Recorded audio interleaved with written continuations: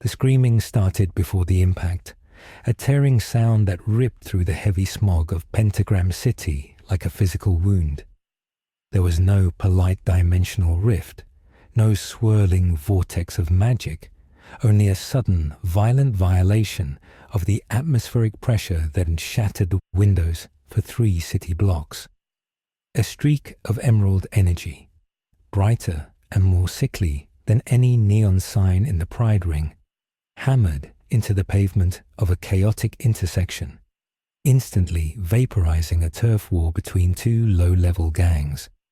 The shockwave turned asphalt into shrapnel and sent cars tumbling like toys, the kinetic force ignoring the laws of physics usually respected even in hell. In the center of the smoking crater, the boy coughed, the sound wet and hacking as the dust settled around him. Ben Tennyson did not stand up with a heroic quip. He crawled, his senses screaming under the assault of a billion distinct signals of malice. The air tasted like copper and old blood, thick enough to choke on, and the heat was oppressive, pressing against his skin like a physical weight. He looked at his wrist, his vision swimming, and saw the Omnitrix pulsing with a frantic, erratic rhythm he had never seen before. The faceplate was not just glowing, it was cycling, the hourglass symbol vibrating as if trying to calibrate to a reality that fundamentally rejected its existence. He tried to remember the last second of Earth, the malfunction during the fight with Anamo's trans-dimensional reactor, the explosion, but the memories were fractured, replaced by the immediate, primal need to survive. Shadows elongated around the rim of the crater, twisting into shapes that defied biology. They were not curious bystanders. They were predators drawn to the scent of fresh meat and displaced energy. A sinner, an amalgamation of rotting insect parts and serrated metal, skittered down the slope, its mandibles clicking with hungry anticipation. It did not ask questions. It lunged. Ben's reflexes, honed by a summer of constant warfare, kicked in before his conscious mind could process the nightmare visage lunging at him. He slammed his hand down on the watch, not bothering to select a specific alien, desperate for any form of armor. The flash of green light usually heralded a hero, but here in the dim red gloom, it looked radioactive, blinding the scavenger.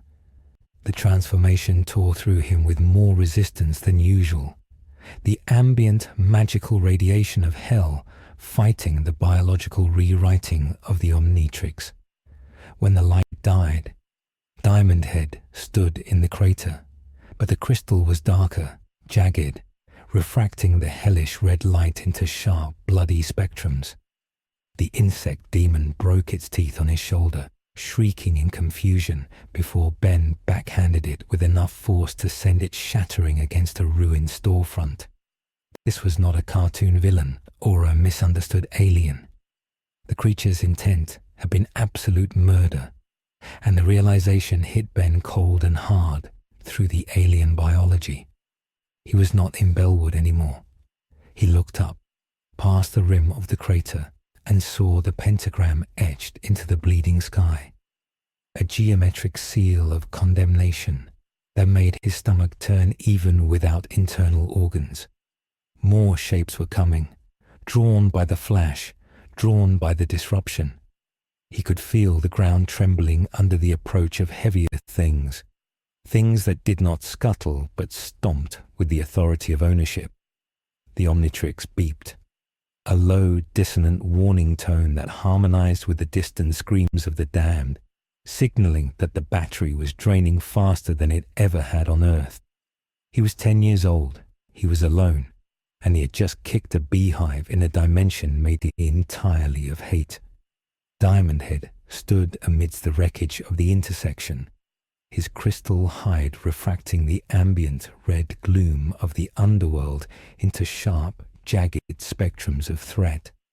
The initial wave of scavengers, drawn by the thunderclap of his arrival, circled him with a wariness born of survival instinct.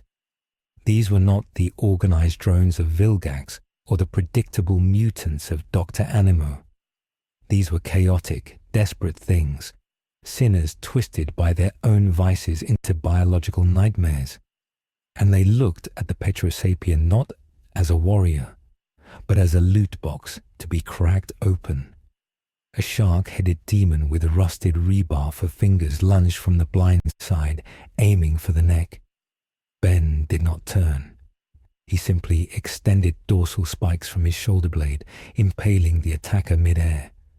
The creature didn't vanish in a puff of smoke or retreat. It screamed, a guttural, wet sound that grated on Ben's nerves and clawed frantically at the crystal spike, bleeding black ichor onto Ben's armor. This was the first lesson of this new world. Enemies here did not faint. They broke, they bled, and they kept coming until they were dismantled. Ben shook the creature off, slamming it into a pile of rubble with enough force to crack the pavement, but 3 more took its place. He fired a volley of diamond shards, usually a suppression tactic, but the projectiles tore through the soft tissue of a multi-eyed blob creature, causing it to explode in a shower of acidic sludge. The sludge hissed against his diamond skin, pitting the surface. Ben felt a flicker of genuine alarm. His durability was his greatest asset, yet this environment was corrosive in ways he couldn't quantify. The air itself felt heavy, pressing against the Omnitrix's biofield. He needed to move. He couldn't hold a defensive position in the middle of a street he didn't know, against an endless tide of freaks. He shaped his hands into blades and charged the thinnest part of the encircling mob. He didn't pull his punches. He couldn't afford to. He sheared through a makeshift barricade of bone and scrap metal, shoulder-checking a massive, minotaur-like sinner out of his path. The impact rattled his teeth, vibrating through his crystal structure. These things were strong, stronger than average humans, stronger than some of the Forever Knights. He broke into a sprint, his heavy footsteps cracking the asphalt, aiming for the shadows of an alleyway. The Omnitrix symbol on his chest began to flash red. It wasn't the rhythmic blinking of a standard timeout. It was a frantic strobing, accompanied by a high-pitched whine that only he could hear. The dimensional variance was draining the battery at an accelerated rate. He had minutes, maybe seconds, before he was just a 10-year-old boy in a city of monsters. He skidded around a corner, the friction sparking against the ground, and found himself in a narrow back street, cluttered with trash bags that squirmed and leaked. He pressed his back against the brick wall, willing the transformation to hold, but the watch made a final, decisive error tone. The red light engulfed him, hotter and more painful than usual, tearing the crystal armor away and leaving him gasping in his signature black and white t-shirt. The transition left him nauseous, his human senses instantly assaulted by the stench of the alley, rotten meat, sulfur, and cheap alcohol. He clutched his wrist, looking at the watch.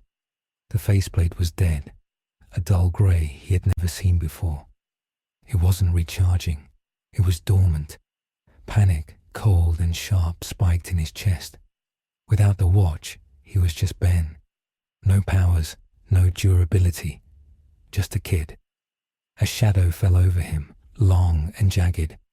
He looked up to see a winged demon perched on a fire escape, its eyes glowing with predatory malice. It hissed, dropping down to the pavement with a heavy thud, blocking the exit. Ben scrambled back, his hand instinctively going for a weapon he didn't have, his heel catching on a piece of debris. The demon smiled, revealing rows of needle teeth. It stepped forward, savoring the fear, its claws extending. Suddenly, a spear whizzed through the air, embedding itself in the pavement inches from the demon's foot. The creature recoiled, hissing in annoyance rather than fear. Ben scrambled backward, pressing himself into the grime of the brick wall, his eyes darting to the source of the projectile. Standing at the mouth of the alley, was a silhouette, framed by the garish neon light of the main street. As the figure stepped closer, the red light revealed a woman with grey skin, a white X over one eye, and a large bow in her hair. She looked angry, but not at him. Beside her stood another figure, taller, dressed in a red tuxedo with a long blonde hair and cheeks that seemed permanently flushed with a rosy hue. This second woman looked horrified, her hands covering her mouth as she stared at Ben. The demon pulled a spear from the ground and snapped it in half, snarling at the intruders. It was a turf dispute now, and the predator wasn't willing to give up its meal. The grey-skinned woman, Vaggie, didn't flinch. She produced a second spear from seemingly nowhere, her stance practiced and military. The demon lunged. Vaggie sidestepped with fluid grace, driving the butt of her spear into the creature's throat, collapsing its windpipe. As it gagged, she swept its legs, bringing it to the ground, and placed the tip of her blade against its eye. She said something in a language Ben didn't recognize, harsh and guttural, and the demon scrambled away, chattering in terror, disappearing into the dark upper reaches of the buildings. Vaggie turned her gaze to Ben, her single eye narrowing. She didn't lower the spear. She scanned him, looking for the trick. In hell, a human child was an impossibility. It was a lure, a disguise, a manifestation of some overlord's twisted humor. No human soul arrived as a child.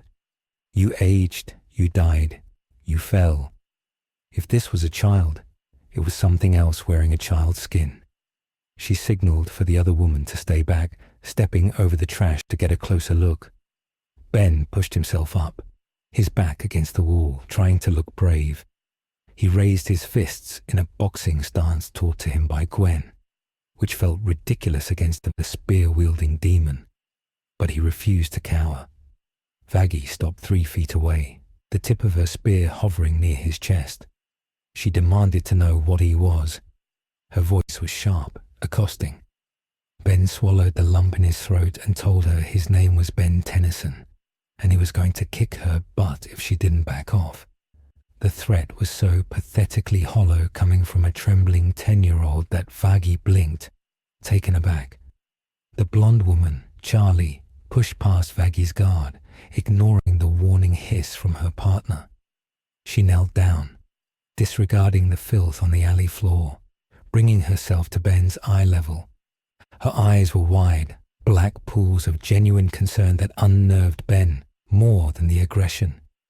She reached out a hand, hesitating, and asked if he was okay. She asked if he was hurt. Ben slapped her hand away. He didn't know the rules here. Kindness was usually a trap. He had learned that from Zizkaya.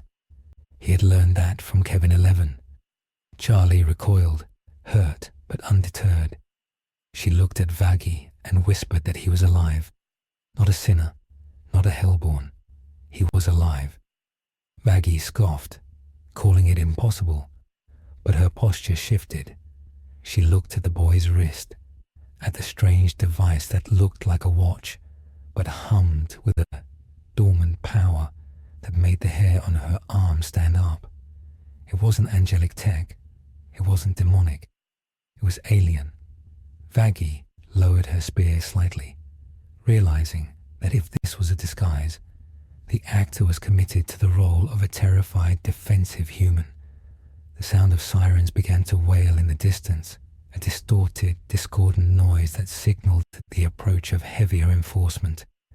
The explosion Ben had caused upon entry had drawn attention. Vaggie grabbed Charlie's shoulder, insisting they had to move. If the overlords found a live human child, the chaos would be unimaginable. He would be torn apart for study, for leverage, or for sport. Charlie nodded, her face hardening with resolve. She looked at Ben and told him he had to come with them. She promised they wouldn't hurt him. She promised safety. Ben looked at the dead watch, then at the alley mouth where more shadows were gathering. He had no map, no backup, and no firepower. He had to make a tactical retreat. He nodded once, curtly. The journey to the Hazbin Hotel was a blur of neon horror. They moved through back streets and service tunnels, avoiding the main thoroughfares where the casual violence of hell was on full display. Ben saw things that defied description. He saw bodies used as paving stones. He saw drugs being sold that looked like glowing organs. He saw the sky, a permanent hemophiliac bruise with a pentagram stamped on it like a corporate logo. He kept close to Charlie, not because he trusted her, but because she seemed to emit a localized field of authority. Lesser demons scurried out of her path. When they reached the car, a battered limousine that looked like it had survived a warzone, Vaggie shoved him into the back seat and locked the doors. The drive was tense. Charlie tried to make small talk, asking him where he came from, how he got here. Ben remained tight-lipped. Grandpa Max had drilled operational security into him. Name, rank, serial number. Or in this case, silence until you know who holds the cards. He stared out the window, watching the cityscape of Pentagram City roll by. It was like New York if New York had been designed by a madman and set on fire. The architecture was aggressive. Jagged spires stabbing the sky. Buildings adorned with teeth and eyes. He saw a billboard for angel dust and quickly looked away, sensing something adult and dangerous in the imagery. When the limousine pulled up to the Hazbin Hotel, Ben felt a wave of confusion. The building was a mismatched, chaotic mess of architectural styles, looking less like a fortress and more like a circus tent made of brick and wood. It had a giant ship's wheel on the side and neon lights that flickered with a desperate cheerfulness. Vaggie ushered him out of the car and up the steps, scanning the perimeter for tails. Inside, the lobby was an assault on the senses in a different way. It smelled of old wood, cheap cleaning supplies, and cat litter. A tall, spindly spider demon with 4 arms and a fluffy chest was lounging on a couch, messing with a phone. A small, cycloptic creature was frantically dusting a vase. A winged cat demon with weary eyes sat behind a bar, nursing a bottle of cheap booze. The spider demon, Angel Dust, looked up and whistled, asking if Charlie had started kidnapping kids now. Vaggie told him to shut up and lock the door. The cat demon, Husk, barely glanced up, grumbling that he wasn't paid enough to deal with daycares. Charlie stood in the center of the room, clapping her hands together, trying to force a sense of normalcy onto the situation. She introduced Ben to everyone, her voice pitching up with anxiety. She introduced him as a guest. Ben stood in the middle of the lobby, feeling smaller than he ever had. Even facing Vilgax, he had the watch. He had the power of 1,000 suns on his wrist. Here, he was just a boy in a room full of monsters. He backed up until he hit a wall, sliding down to sit on the floor, pulling his knees to his chest. He needed to fix the watch. He fiddled with the dial, popping the faceplate up and down, rotating the bezel. Nothing. It was dead weight. Husk watched him from the bar, his ears twitching. He recognized the look in the kid's eyes. It was the look of a soldier who had lost his rifle behind enemy lines. He poured a glass of water, not booze, and slid it down the bar. He didn't say anything. He just gestured. Ben looked at the water, then at Husk. He was thirsty. His throat felt like sandpaper. He walked over cautiously and took the glass. He sniffed it. It smelled like water. He took a sip. It was lukewarm, but it was water. He downed it in one go. Charlie approached him again, slowly, holding a first aid kit she had retrieved from a closet. She asked if she could check him for injuries. Ben hesitated, then rolled up his sleeve. There were scrapes and bruises from the landing and the fight, purple welts forming on his skin. As Charlie applied antiseptic, the sting made him flinch. She asked him again, softly, where he was from. This time, Ben answered. He said he was from Bellwood. He said he was on a road trip with his grandpa and his cousin. He said there was an accident with a machine. He asked where Bellwood was from here. He asked how far he was from the United States. The silence that followed was heavy. Angel Dust stopped typing on his phone. Vaggie looked away. Husk took a long pull from his bottle. Charlie's hands trembled slightly as she put a bandage on his arm.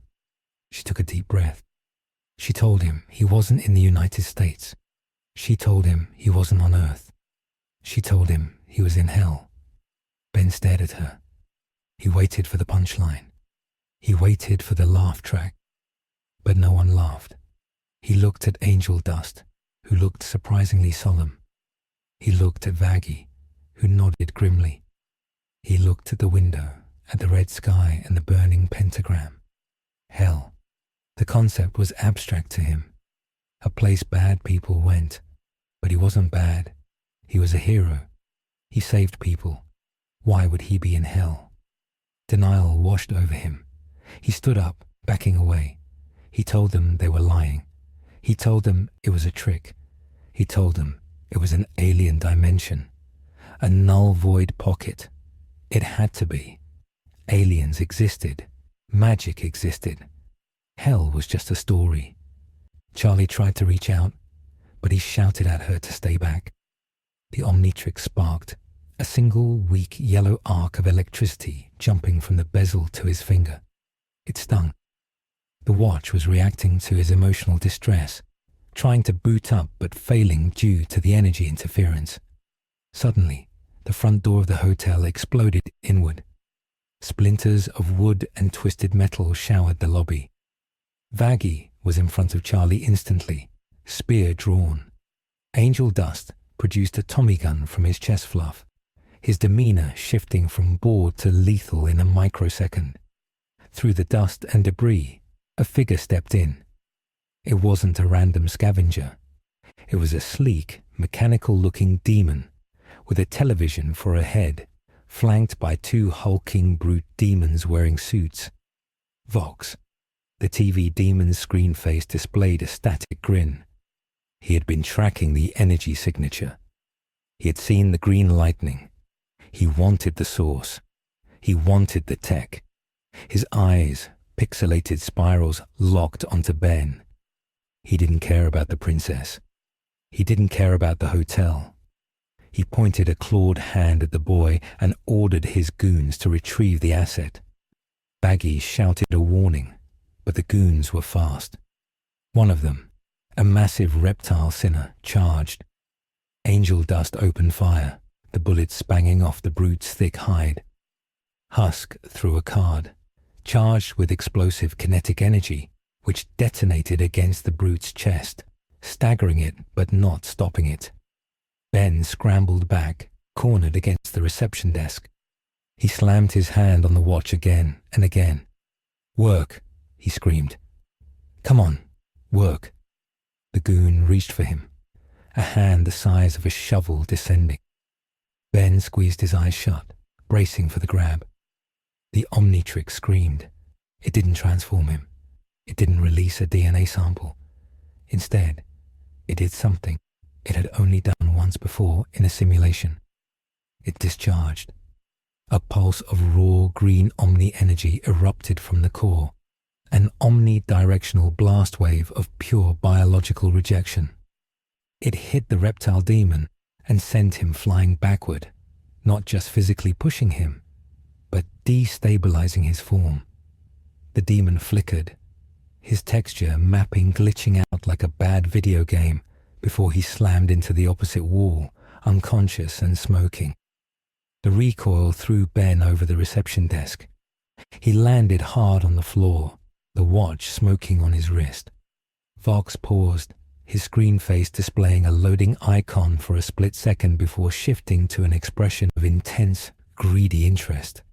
That wasn't magic. That was power. Unregulated, chaotic power. Vox stepped forward, ignoring Vaggie and Charlie. He broadcasted his voice, amplified and distorted, demanding the boy surrender the device. He promised protection. He promised fame.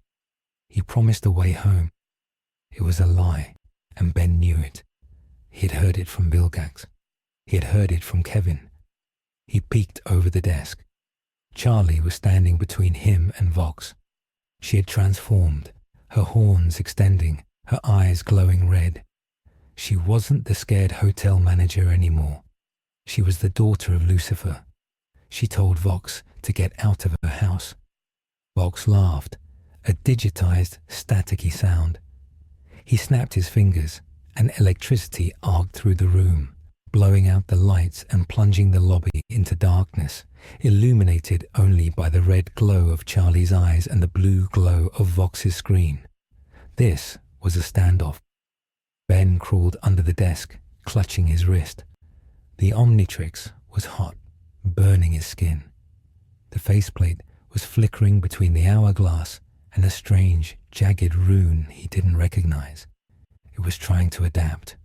It was trying to understand the physics of hell, and it was hurting him. He needed to be smart. He couldn't fight. He had to think. He looked at the back of the reception desk. There were keys, a master key. He grabbed it. If he could get to the upper floors, he could hide. He could buy time. But leaving Charlie and the others to fight for him felt wrong. It went against everything the watch stood for. He stood up behind the desk. He grabbed a heavy stapler. It was pathetic. It was brave. He popped up. "Hey, flat screen," he yelled. Vox turned. Ben threw the stapler. It bounced harmlessly off the glass screen. Vox stared at him, unimpressed. But the distraction worked. Vaggie lunged from the shadows, her spear driving into the joint of Vox's shoulder. Vox shrieked, a sound like dial-up internet amplified to deafening levels. He backhanded Vaggie, sending her crashing into a table, but the momentum was broken. Charlie unleashed a fireball, not of fire, but of reddish concussive magic, blasting Vox out the shattered door. The remaining goons, seeing their boss ejected, hesitated. Angel Dust didn't. He unloaded another drum of ammunition into them, forcing them to retreat into the street. Silence returned to the lobby, broken only by the settling dust and the sparking of ruined electrical wires. Charlie powered down, her horns receding, panting heavily. She rushed to Vaggie, checking on her. Ben stood behind the desk, the stapler hand still raised, trembling. He looked at the watch. The green light was fading, replaced by a slow, ominous orange pulse. Self-destruct mode? No. Calibration mode. It was rewriting itself. Ben sank to the floor again. He was safe for now, but he had just declared war on a powerful demon he didn't know, in a world he didn't understand, protected by people he had just met. Later that night, or what passed for the night in a place with no sun, Ben sat on a bed in one of the hotel rooms. The room was surprisingly normal, if a bit dated. Vaggie had secured the perimeter. Charlie had brought him food, something that looked like pancakes but tasted like ash. He hadn't eaten it. He was taking the Omnitrix off, or trying to. He pulled at the latch. He pried at the faceplate. It wouldn't budge. It was fused to his DNA even tighter than on Earth. He lay back on the pillow, staring at the ceiling. The silence of the room was oppressive. He missed the rustle of the rust bucket. He missed Gwen's bickering. He missed Grandpa Max's snoring. He felt a tear slide down his cheek, hot and angry. He wiped it away furiously. Heroes don't cry. He turned his head and looked at the window. The pentagram in the sky seemed to be watching him. He clenched his fist. He would survive this. He would figure out this world's rules. He would fix the watch, and he would go home. But deep down, a cold knot of dread tightened in his stomach. The Omnitrix's earlier outburst. It hadn't just been a blast. He had felt something. When the energy hit the demon, for a split second, Ben had felt the demon's mind. It was a chaotic, screaming mess of pain and sin. The watch hadn't just repelled it. It had tried to sample it, and it had found nothing compatible. That was the scariest part. The watch was a library of life. If these things weren't life, what were they? And if they weren't life, could the watch ever understand them? Or would it just keep trying until it broke him? Downstairs, Charlie and Vaggie sat in the ruined lobby. Vaggie was wrapping a bandage around her ribs. She looked at Charlie. "He's a target, hun," she said quietly. "Vox won't stop. Alastor is gone on one of his sabbaticals, and we don't have the muscle to fight the V's if they come in force." Charlie looked at the ceiling, towards the room where the boy was sleeping. "He's a child, Vaggie. A human child. If we don't protect him, what is the point of this hotel? What is the point of redemption if we let the innocent be destroyed?" Vaggie sighed, leaning her head back. "He's not innocent. Did you see his eyes? That kid has seen war. He's not a lost soul. He's a soldier. And soldiers draw fire." Charlie frowned. "Then we help him put down the gun." Vaggie didn't answer. She knew better. In hell, you don't put down the gun until you're dead. She looked at the door, boarded up with scrap wood. The wolves were at the door, and inside they were harboring a nuclear warhead disguised as a 10-year-old boy. This wasn't going to end with a song. The next morning brought no sun, only a slight shift in the crimson hue of the sky. Ben woke up instantly, no grogginess, rolling out of bed and into a defensive crouch before his conscious mind caught up. Old habits. He checked the watch, still orange. He tapped it. "Status," he whispered. The watch spoke, but the voice was distorted, deeper, sounding less like the crisp AI he knew and more like a growl. "Environmental, hazard, mana, density, critical, DNA, corruption, imminent, adaptation, required." Ben frowned. Mana. Gwen used mana. Was hell made of mana? That would explain the interference. If the air was magic, the watch was trying to process an atmosphere of pure data. He needed to limit his exposure. He needed insulation. He rummaged through the closet of the hotel room. He found a heavy trench coat, far too big for him, but he put it on anyway, rolling up the sleeves. It made him look ridiculous, like a child playing noir detective. But it covered the watch. It was a start. He went downstairs. The lobby was being repaired by Nifty, who was moving at blur speeds. Husk was back at the bar, looking hungover. Angel Dust was gone. Charlie was waiting for him at a table, a map spread out. She looked tired. "Good morning, Ben," she said, trying to sound cheerful. "We need to talk about a plan." Ben sat down, keeping his distance. "I need to get to the highest point in the city," he said. "To get a signal." Charlie winced. "The highest point is Lucifer's palace, my dad's place, or the V's tower. Neither are friendly." Ben crossed his arms. "Then I need parts. Copper wire, gold, batteries, high-grade conductors." Vaggie walked in, carrying a crate of supplies. "We have scrap," she said. "But if you want high-grade tech, you have to go to the Carmine district, or steal it." Ben looked at her. "I don't steal." Vaggie raised an eyebrow. "You're in hell, kid. You'll learn." The friction was palpable. Ben was operating on superhero logic. Identify the problem, build the gadget, beat the bad guy. The Hazbin crew was operating on survival logic. Keep your head down. Don't provoke the overlords. Manage the resources. These two world views were on a collision course. Ben looked at the map. Pentagram City was a sprawling mess. He pointed to a sector marked with industrial symbols. "What's this?" Charlie looked. "That's Cannibal Colony. You don't want to go there." Ben pointed to another. "This? Imp City. Too far." He pointed to a large, darker tower. "And this?" Charlie hesitated. "That's the radio tower. Alastor's old territory.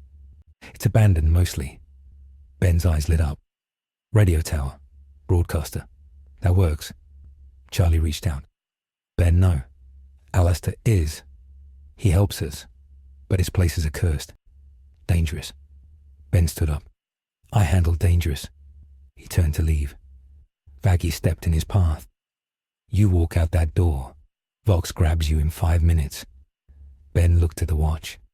The orange light pulsed. "Let him try.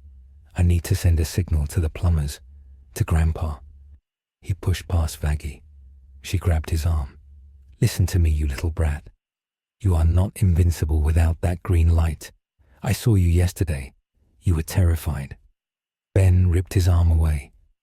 "I was assessing the situation," he shouted, his voice cracking. "I'm not scared. I'm a hero." The outburst silenced the room. It was the cry of a child who had been forced to grow up too fast, desperately clinging to the identity that gave him worth. Charlie softened. She saw the cracks in the armor. "Ben," she said gently, "we'll help you get the parts. But we do it together. We do it carefully. No running off. Deal?" Ben looked at her. He saw the sincerity. He hated that he needed it. He nodded. "Deal." A fragile alliance formed. Ben, a chaotic variable, had integrated into the Hazbin dynamic not as a guest, but as a dangerous dependent. The stage was set. The V's knew he was there. The Omnitrix was unstable, and Ben Tennyson was about to learn that in hell, being a hero wasn't about winning fights. It was about losing pieces of yourself and keeping moving. The exploration of the city for parts would be the next step. A journey that would expose Ben to the true depravity of the underworld, testing his moral code against a reality where morals were the first things to be sold. The orange light on his wrist blinked once more, a slow, rhythmic heartbeat of impending change. The adaptation had begun. The Omnitrix was learning hell, and hell was learning about the Omnitrix. The preparations for the expedition into the industrial bowels of Pentagram City were marked by a silence that felt heavier than the humid, sulphurous air. Ben sat at the kitchen table of the Hazbin Hotel. A salvaged map spread out before him, overlaid with his own drawings on napkins and torn cardboard. He was sketching circuit diagrams, trying to bridge the gap between galvanic technology and the primitive, magic-infused junk he had seen so far. The Omnitrix on his wrist was no longer a familiar weight. It was a hot coal, pulsing with that rhythmic, sickly orange light that signaled a deep-level rewrite of its core programming. Every time it pulsed, Ben felt a phantom itch under his skin, as if his own DNA was vibrating in sympathy with the device. He ignored it, focusing on the schematic for a mana frequency modulator.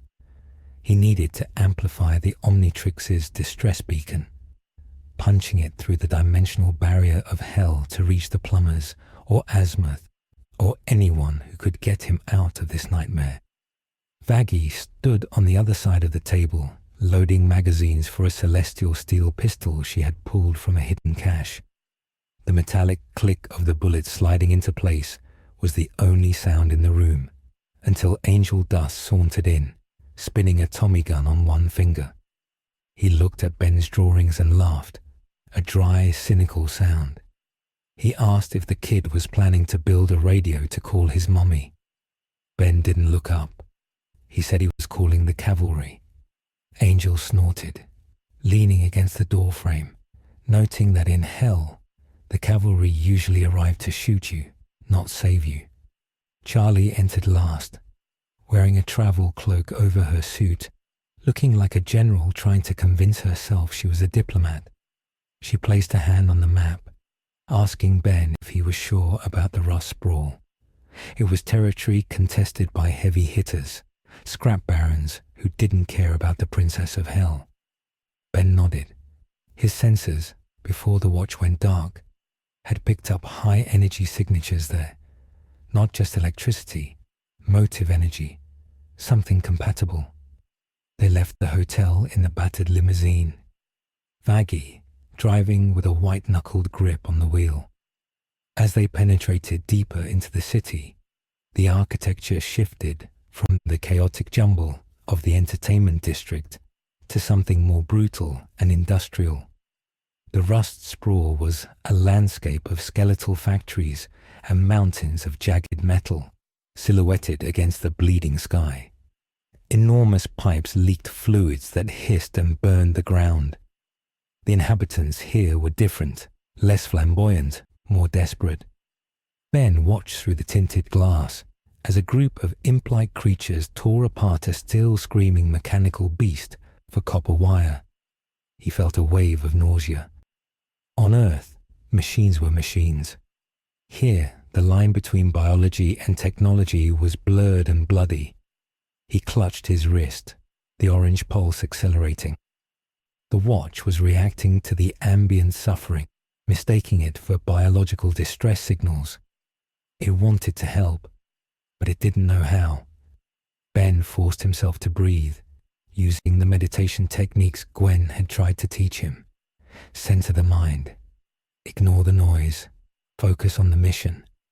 The car lurched to a halt outside a massive, walled enclosure made of crushed shipping containers. The sign above the gate read, "Lucifer's Salvage," in flickering neon that dripped sparks. Vaggie killed the engine and turned to the back. She gave Ben a hard look. She told him to stay close, keep his mouth shut, and let them do the talking. If things went south, he was to run back to the car. Ben frowned, offended. He told her he didn't run. Vaggie narrowed her eye. She told him that here, heroes died first because they were predictable. She opened the door, and the heat of the district hit them like a physical blow. It smelled of ozone and burning hair. They moved in a diamond formation, Vaggie on point, angel dust bringing up the rear, Charlie and Ben in the center. The market inside the walls was a chaotic bazaar of scavenged tech. Stores sold severed robot arms, jars of glowing eyes, and weapons that looked like they had been grown rather than built. Ben scanned the tables, his eyes training on components. He saw a transformer coil that looked promising, but it was hooked up to a beating heart in a jar. He looked away, swallowing bile. They reached a vendor, a multi-armed cyborg demon with a welder's mask for a face. Charlie stepped forward, putting on her diplomatic smile. She asked for high-grade conductors and a subspace transceiver. The demon laughed, the sound distorted by a voice modulator. He asked what she had to trade. Souls? Territory. Charlie faltered. She didn't trade souls. She offered currency, gold coins minted with her father's face. The demon spat a glob of oil on the ground. Gold was common. He wanted something with juice. His electronic eye zoomed in on Ben's wrist. He pointed a metallic finger. He wanted the watch. Vaggie's hand went to her holster instantly. The air in the market shifted. Nearby shoppers stopped haggling and turned to watch. Violence was the favorite spectator sport of the Pride Ring. Ben stepped out from behind Charlie. He told the demon the watch wasn't for sale. It wasn't jewelry. It was a weapon level 20 tech hazard. The demon cocked his head. He didn't know what level 20 meant, but he heard weapon. He signaled to the shadows behind his stall. 3 hulking shapes emerged. They were stitched together monstrosities, Frankenstein creations of meat and metal, powered by engines that vented black smoke. security. Vaggie drew her pistol. Angel Dust racked the slide of his Tommy gun. Charlie tried to de-escalate, raising her hands, her eyes glowing slightly red. She ordered them to stand down. The demon ignored her. He wanted the tech. He lunged across the table, grabbing for Ben's arm. Ben's reflexes were faster. He ducked, twisting his body, using the momentum to throw the cyborg off balance. The demon crashed into a pile of scrap metal. The three brutes charged. Vaggie opened fire. The celestial steel bullets punching through the armor of the lead brute, making it roar in pain but not stopping it. Angel Dust unleashed a spray of bullets, cackling maniacally, pinning the second brute down. The third one, a mass of grinding gears and rotting muscle, barreled straight for Ben. Ben slammed his hand onto the Omnitrix. He didn't look at the dial. He needed muscle. He needed 4 arms. He needed to smash. The orange light exploded, blindingly bright, hotter than he had ever felt it. A shockwave of energy rippled out, knocking Charlie and Vaggie off their feet. Ben felt his body stretching, expanding, but it felt wrong. The bones grinded together, the skin felt like it was tearing. He wasn't becoming 4 arms. The silhouette that formed in the light was hunched, quadrupedal, but with a sleek, metallic sheen. When the light died, Ben was gone. In his place stood a creature that resembled wild mutt, but wrong. Its fur was replaced by matte black cabling, its gills were venting steam, and its teeth were jagged shards of obsidian. Veins of glowing orange energy pulsed along its flanks. It was a chaotic amalgamation of Vulpamancer DNA and the corrupt magical background radiation of hell. The Hellmutt roared, a sound that wasn't just a growl but a distorted frequency that shattered the glass jars on nearby stalls. The brute demon faltered, its sensors overwhelmed by the sonic attack. Ben, inside the beast, felt his mind fragmenting. He couldn't see. Vulpamancers relied on smell and sonar, but in hell, the smell was a psychic scream of millions of damned souls. It was sensory overload on a catastrophic scale. He flailed, swiping blindly with massive claws. One swipe sheared through the support pillar of a nearby stall, bringing the roof down on a cowering vendor. Ben felt the impact, felt the crunch of bone, and a spike of horror pierced his feral haze. He was out of control. The brute demon recovered and swung a massive hammer. Ben sensed the air displacement and dodged, instinct taking over. He latched onto the brute's arm, his jaws crushing metal and bone alike. The brute screamed, and the sound tasted like vinegar to Ben's synesthetic senses. Angel Dust was cheering, thinking this was fantastic. Vaggie was horrified. She screamed at Ben to watch his fire. The market was dissolving into a riot. Scavengers were drawing weapons, seeing an opportunity to loot the chaos. Charlie blasted a cluster of attackers with a wave of concussive magic, trying to clear a path to Ben. She shouted his name, trying to reach the boy inside the monster. Ben heard her voice as a distant, distorted echo. He turned his eyeless head toward her, growling low. The orange energy on his flanks flared. He was perceiving her not as a friend, but as a massive, blinding source of power, a threat. The Vulpamancer instincts, corrupted by the environment, flagged the demon princess as an alpha predator. He crouched, muscles coiling to spring at Charlie. Vaggie saw the shift in posture. She didn't hesitate. She fired a warning shot that grazed Ben's shoulder. The pain snapped him out of the predatory trance for a second. He shook his head, slinging drool that sizzled on the ground. He recognized Vaggie. Threat. No. Pack. Maybe. He turned back to the immediate danger. The cyborg vendor had recovered and was wielding a plasma cannon. He fired. The bolt hit Ben, square in the chest.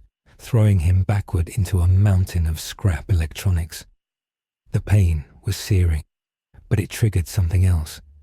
The Omnitrix, currently stuck in a loop of adaptation, sensed the interface. Ben was lying on a pile of discarded hell tech. The watch decided this was a resource. The orange light flared again. Ben didn't de-transform. He shifted. His form liquefied, the black cabling melting into a viscous orange and black sludge. He was becoming Upgrade, but he was carrying the momentum of the Vulpamancer's feral panic. He poured himself into the scrap pile. Usually, Upgrade merged with a machine to improve it, but this wasn't a single machine. It was a graveyard of tortured devices, toasters that used to be people, engines that ran on pain. As Ben's consciousness spread through the pile, he didn't feel schematics. He felt agony. He heard the digital screams of trapped animus. He tried to pull back, to cancel the transformation, but the connection was already made. The scrap pile began to assemble itself. A titan of junk rose from the debris. It was 20 feet tall, a humanoid shape made of rusted car chassis, broken servers, and twisted piping. Its single eye was the Omnitrix symbol, glowing a furious, unstable orange. Ben was the pilot, but the machine was fighting him. It wanted to lash out. The titan roared, a sound of grinding metal and static. It swung a massive arm, smashing the cyborg vendor flat, ending the threat instantly. But it didn't stop. It turned toward the city skyline. It detected the high-energy signal of the Vox-Tech tower in the distance, the source of the surveillance. The enemy. The Titan began to march, crushing stalls and bystanders under its massive, makeshift feet. Charlie flew up, hovering in front of the giant junk construct. She pleaded with Ben to stop. The Titan's hand swatted at her like a fly. She narrowly dodged, the wind of the swing tumbling her through the air. Vaggie caught her. "He's not driving anymore," Vaggie yelled. "Look at the eye. It's strobing." The Omnitrix symbol was flickering rapidly. The AI was trying to quarantine the corruption, but the sheer volume of haunted data in the scrap metal was overwhelming the buffer.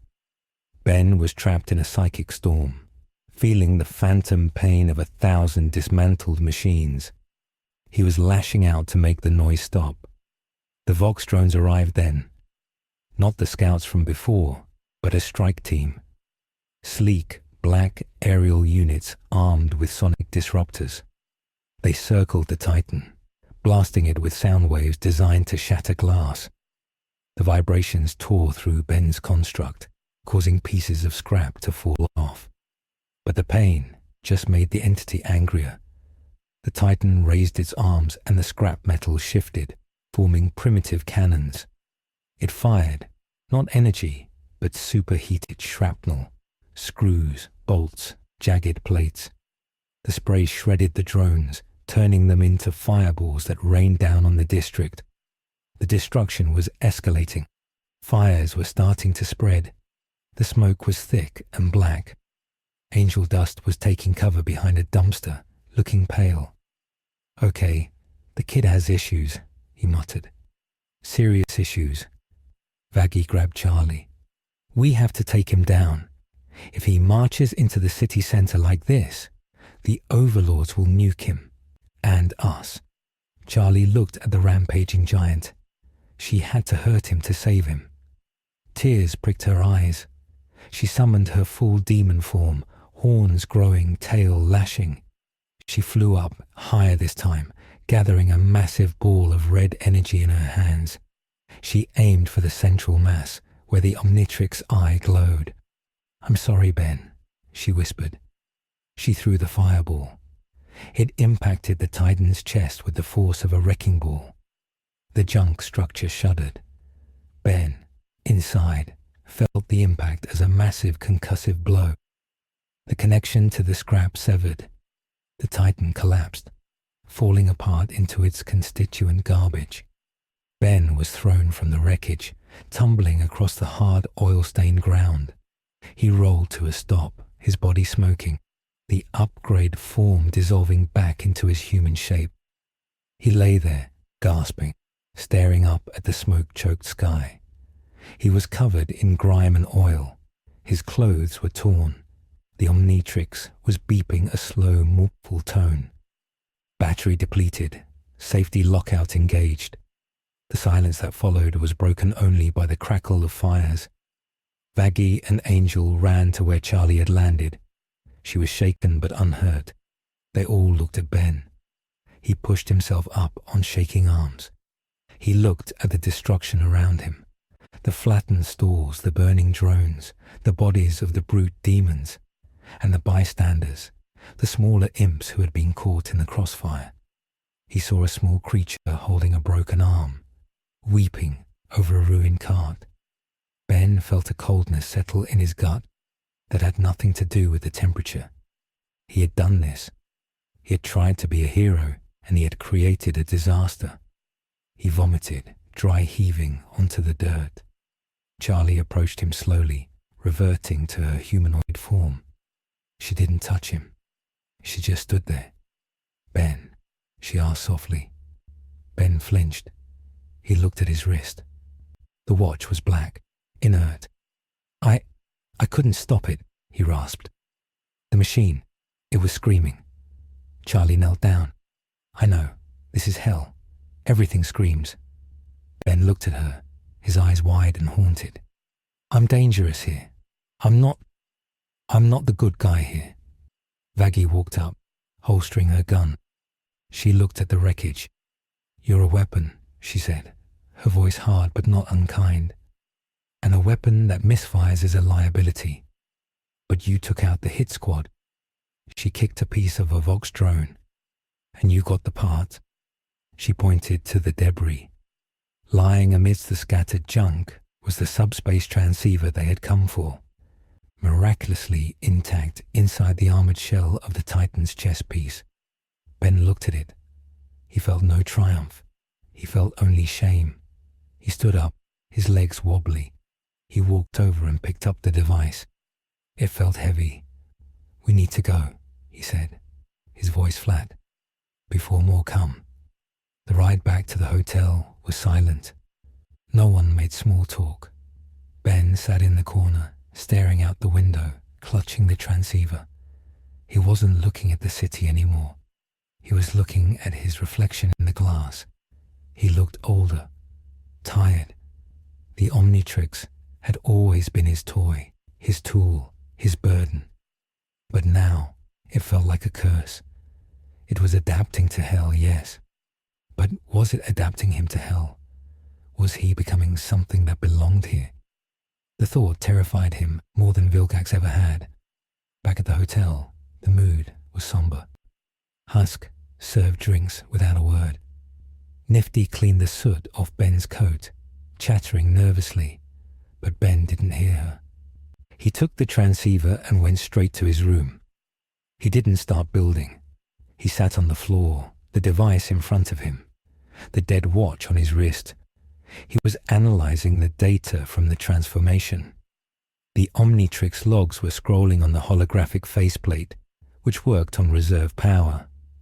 New DNA sequence acquired. Unlisted. Subspecies. Tech parasite. Infernal variant. Corruption level 14%. Purge recommended.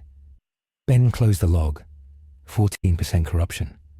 He didn't know what that meant for his biology, but he knew what it felt like. He felt dirty. He looked at his hands. They were trembling. He clenched them into fists. He had to be better.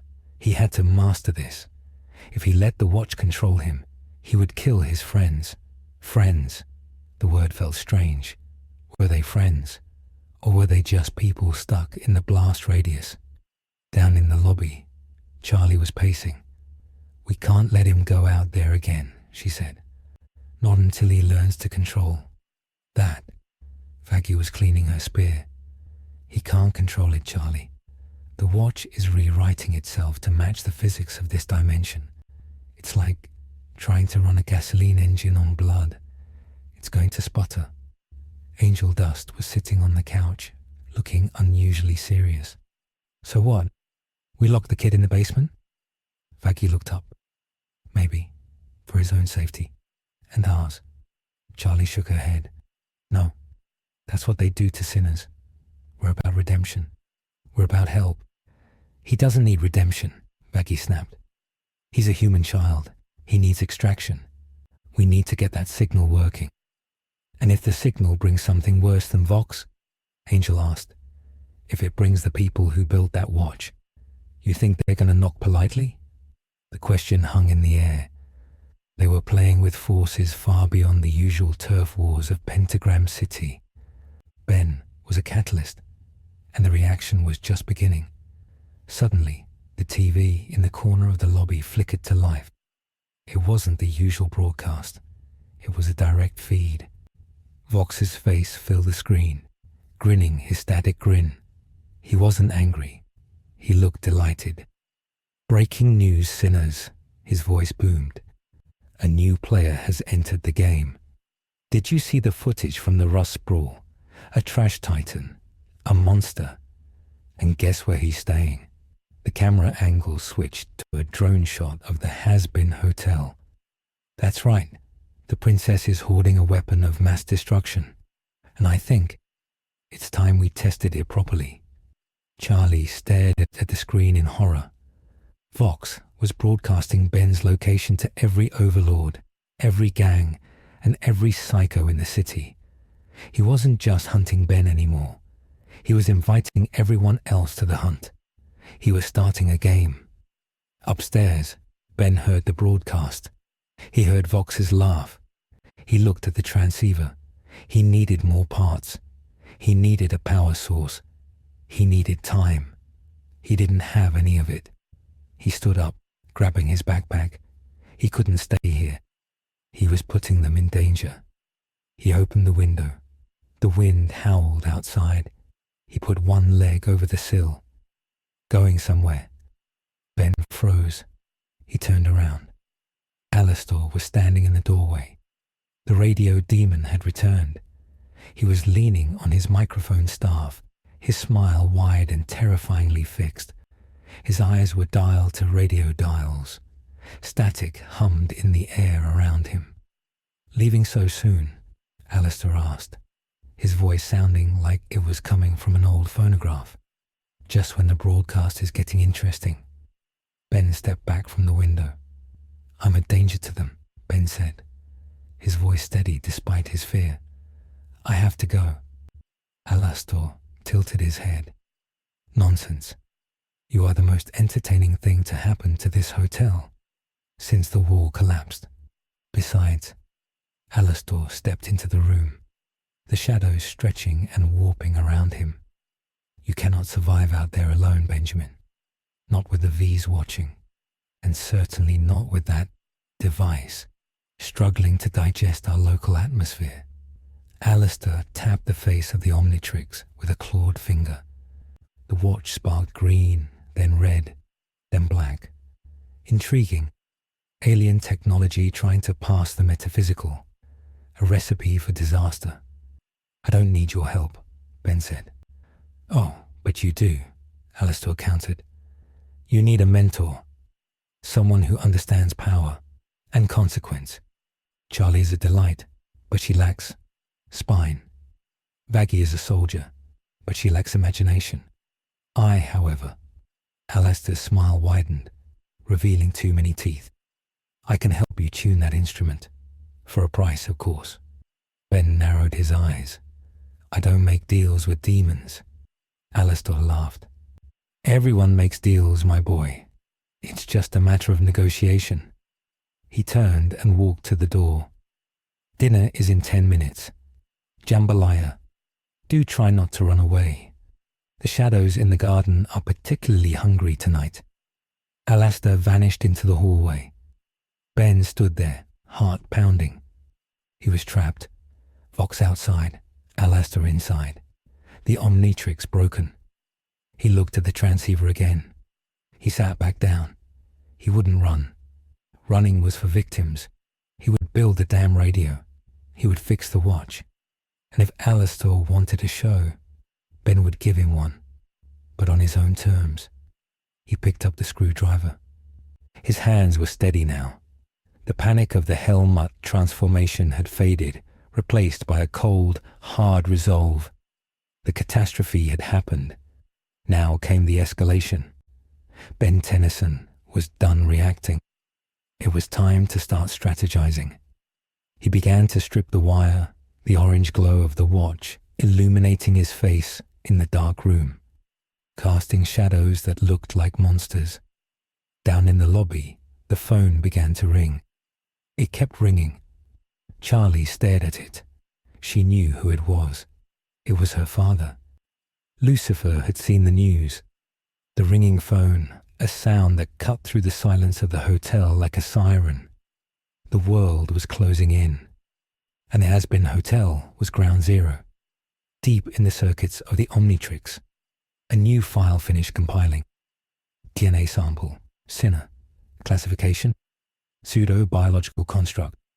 Status, unlocked. The watch had learned a new trick, and Ben had no idea what it was about to do to him. The orange light pulsed once, deeply, and then turned a steady, ominous yellow. Standby mode. Ready for input. The next transformation wouldn't be a glitch. It would be an integration.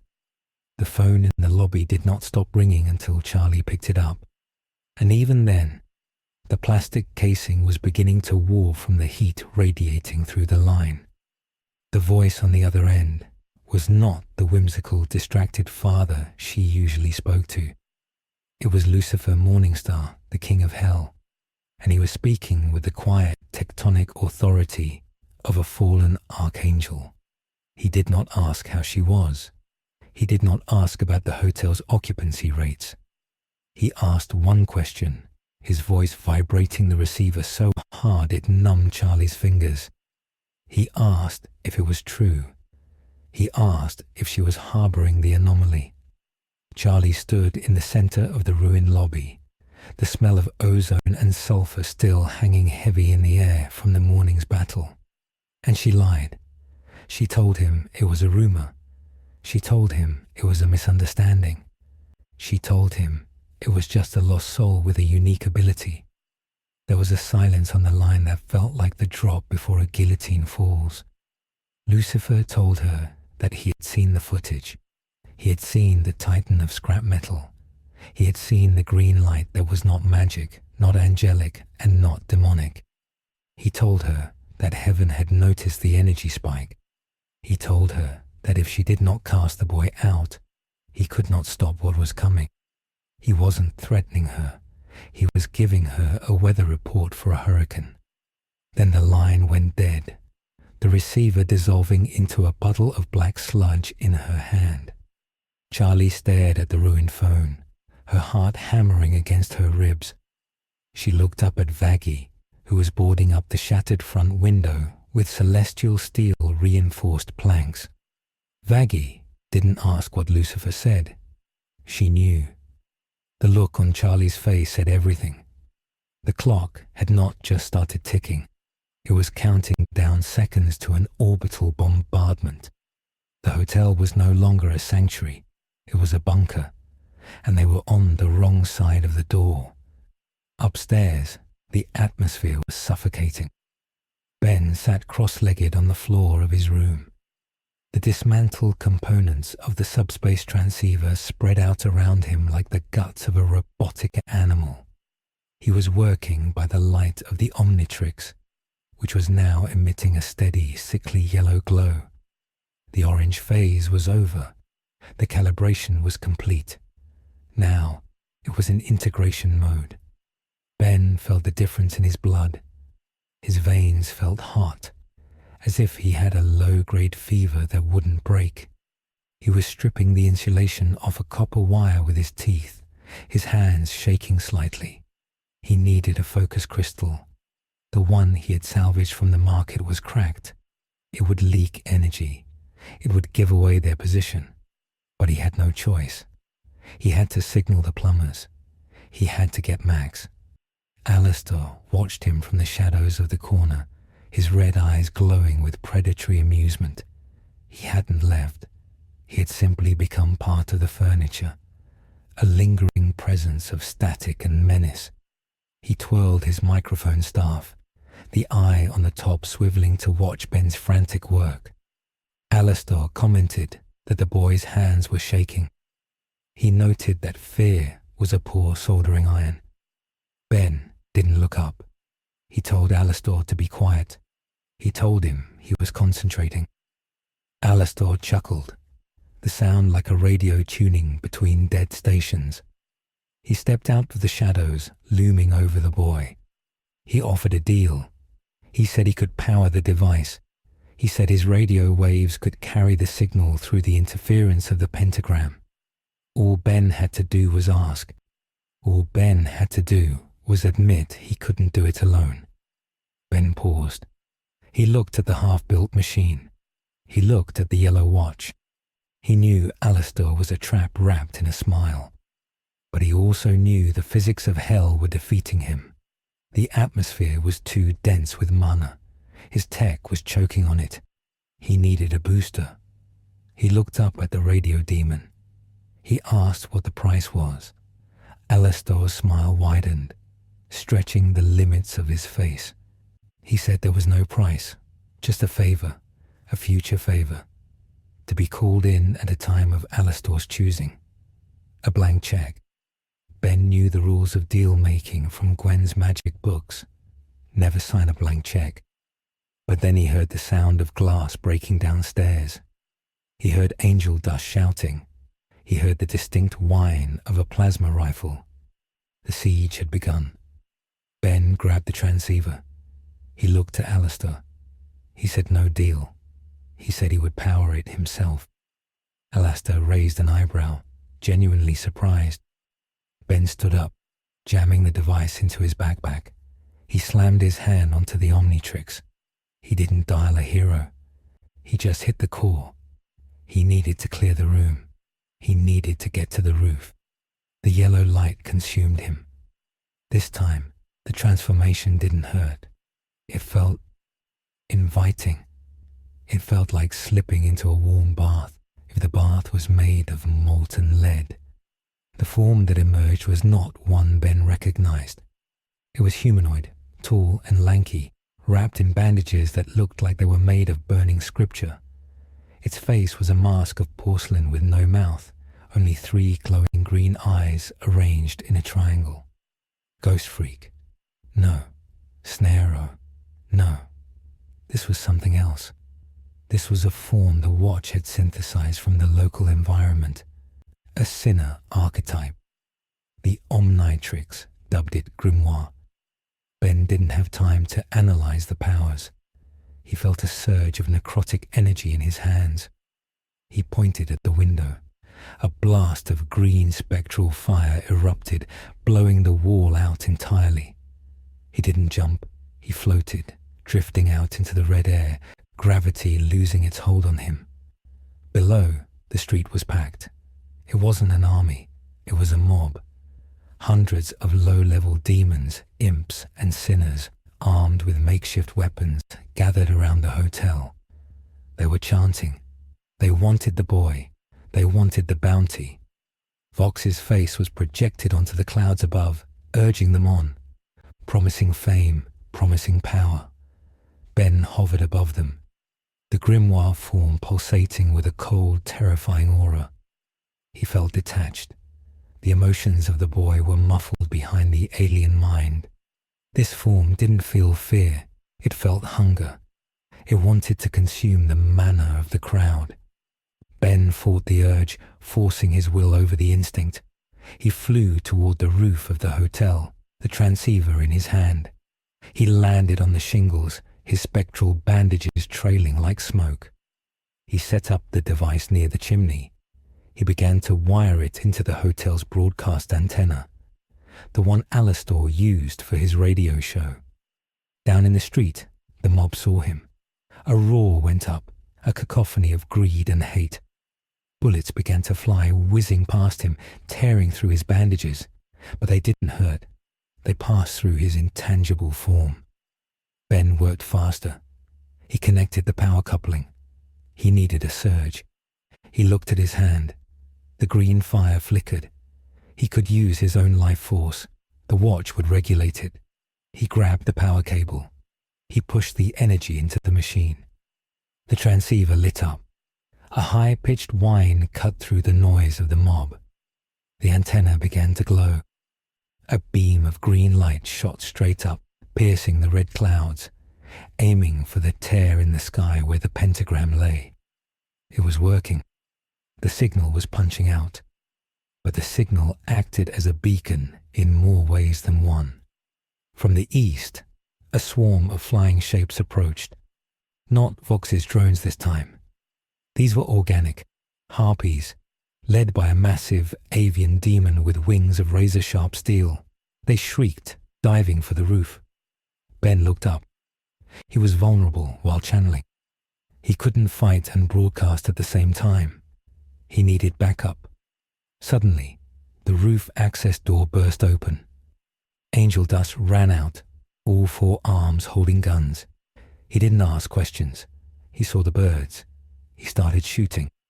"Keep the line open, kid," he screamed, unleashing a wall of lead into the sky. Vaggie was right behind him, hurling her spear into the chest of a diving harpy. They were buying him time. Ben focused on the machine. The signal strength was at 40%. It needed to hit 100% to breach the dimensional barrier. The avian demon, the leader, swooped low, ignoring the bullets. He was aiming for the antenna. He crashed into the mast, bending the metal, snapping the cables. The transceiver sparked and died. The beam of light vanished. Ben was thrown back by the feedback, his grimoire form flickering. He hit the roof tiles hard. The leader demon landed on the transceiver, crushing it under his talons. He looked at Ben and screeched, a sound that shattered the windows on the floor below. Ben stared at the broken machine. The months of work, the hope, gone.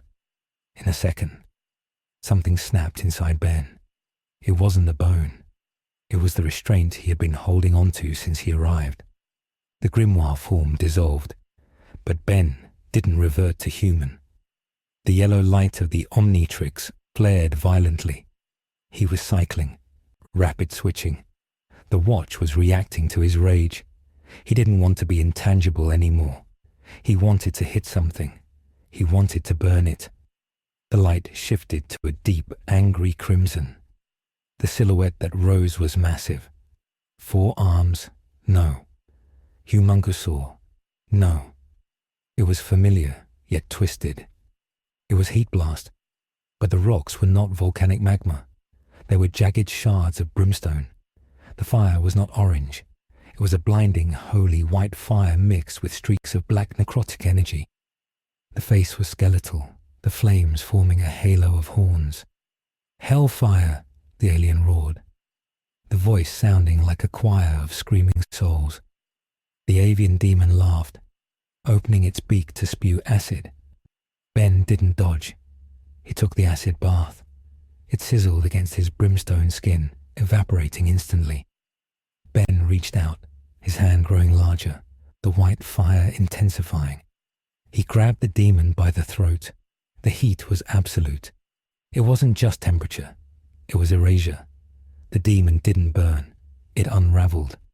Its steel wings melted into slag. It tried to scream, but the air in its lungs ignited.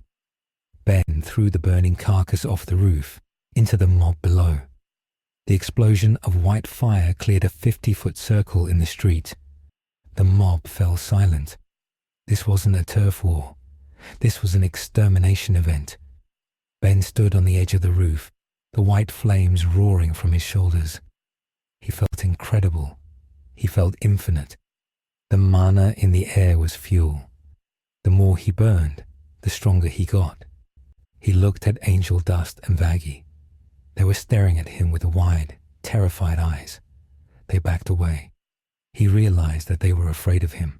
Not for him, of him. "Ben," Angel whispered. "You good, buddy?" Ben looked at his hands.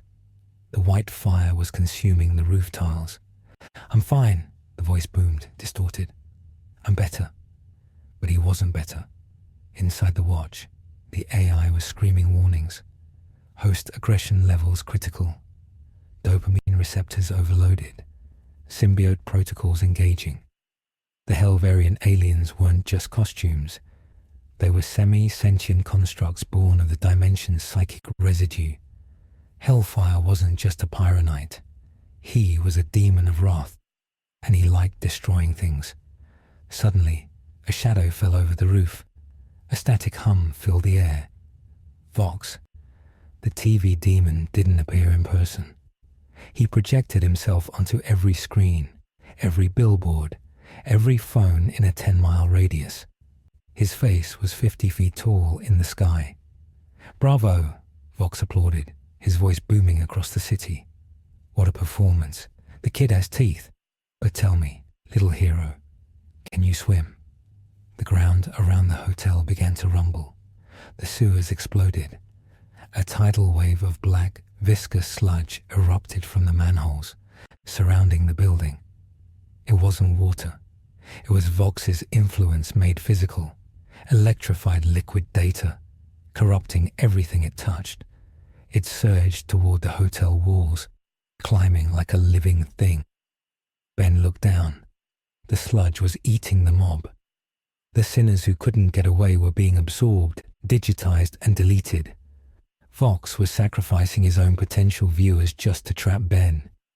"We're trapped," Vaggie said, looking over the edge. "We can't fly out. The air is full of his signal jammer now, and the ground is death." Ben looked at the ruined transceiver. He looked at the encroaching sludge. He looked at his friends.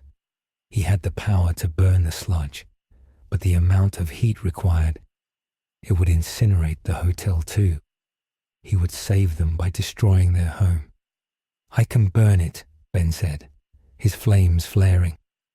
"No." Charlie had appeared on the roof, flying up from the balcony. She landed between Ben and the edge. "If you use that much power, you'll kill everyone in the building. The heat transfer alone." "Then what do we do?" Ben yelled, the white fire sparking dangerously. "Wait to be deleted." "We hold," a voice said. "Alastor." The radio demon emerged from the shadows of the chimney. He looked at the sludge with distaste. "Vox is so messy. No elegance." He looked at Ben. "You have power, boy, but you lack finesse. You are a sledgehammer trying to perform surgery." Alastor tapped his staff on the roof. A barrier of green radio waves expanded around the hotel, pushing the black sludge back a few inches. It was a temporary shield. "I can hold this for, let's say an hour. After that, my show comes on, and I hate to miss a broadcast." "An hour," Vaggie spat. "What can we do in an hour?" "We can negotiate," Alastor said, his eyes fixing on Ben. "Or we can change the venue." Ben powered down. The white fire receded, leaving him gasping, his skin grey and smoking. He hit the Omnitrix symbol, forcing the time out. He collapsed to his knees, the exhaustion hitting him like a truck. The Hellfire form burned calories he didn't have. He was starving. He felt hollow. "Change the venue?" Charlie asked. "Where can we go?" "The V's have the city locked down." Alastor smiled. "Not the city, my dear. The boy wants to go home, does he not? He wants to send a signal." Alastor pointed a clawed finger at the sky, not at the pentagram, but at the dark void between the stars. "There are places in hell where the veil is thin, ancient places, places even Lucifer avoids." "The void pits," Charlie whispered, her face pale. "Alastor, no. That's suicide. The geometric pressure alone." "The boy is an alien," Alastor shrugged. "Perhaps he is built for pressure." Ben looked up. "Will it work? Can I send the signal from there?" "The void pits connect to the space between dimensions," Alastor said. "If you want to reach your plumbers, that is the only door left open. But getting there, we will have to cross the entire Pride Ring, through Vox's blockade. Ben stood up. He was swaying, but his eyes were hard. Let's go. We can't just walk out, Angel said. Did you see the sludge? We don't walk, Ben said. He looked at the Omnitrix. It was recharging. We ride. He looked at the wreckage of the transceiver. He looked at the scraps of the drones he had destroyed earlier. He looked at the limo parked in the alleyway, currently being eyed by the sludge. I need 5 minutes, Ben said. And I need upgrade. Upgrade is unstable, Vaggie warned. You almost killed us last time. I know, Ben said. He looked at Charlie. I need you to anchor me. Use your magic. If I start to lose it, if I start to merge too deep, pull me out, zap me, hurt me, whatever it takes. Charlie hesitated, then nodded. Okay. Ben ran to the edge of the roof. He jumped. Ben, Charlie screamed. Ben plummeted toward the alleyway. He slammed his hand on the watch mid-air. He envisioned the form. Not just upgrade. He needed speed. He needed armor. He needed XLR-8. But the watch was in integration mode. It didn't give him one or the other. It gave him both. A flash of green and black light illuminated the alley. When Ben landed, he didn't land on feet. He landed on wheels. He was a sleek, biomechanical motorcycle, fused with the black cabling of a galvanic mechamorph. He was a vehicle, a living vehicle. He skidded to a halt next to the limo. He shot tendrils of liquid metal into the car, merging with it, overriding its engine, reinforcing its chassis with nanites. The limo transformed. It grew armor plating. The wheels became hoverjets. A turret grew from the roof. Ben's face appeared on the dashboard screen inside the modified limo. Get in, his voice shouted through the speakers. The Hazbin crew scrambled down the fire escape. Alastor simply dissolved into shadow and reappeared in the back seat. Charlie, Vaggie, and Angel piled in. The interior was glowing with green circuitry. Hold on, Ben said. The limo tank roared. The engine sound a mix of a V8 and an alien scream. It blasted out of the alley, hovering over the black sludge. Vox's drones dived to intercept. The roof turret, controlled by Ben's subconscious, locked on and fired blasts of plasma, vaporizing them. They tore through the streets of Pentagram City, a streak of green lightning in the red gloom. They were heading for the outskirts, toward the wasteland, toward the void pits. Inside the car, Charlie watched the dashboard. Ben's vitals were displayed there. His heart rate was 180. His DNA integrity was fluctuating. 80% human, 70%, 60%. The longer he stayed in this fused state, the more the watch was rewriting him. Ben, she whispered, stay with us. I'm here. Ben's voice came back, strained. But it's getting loud. The car, it has memories. It remembers every crash, every stain. Focus on the road, Vaggie yelled, firing a celestial pistol out the window at a pursuing biker gang.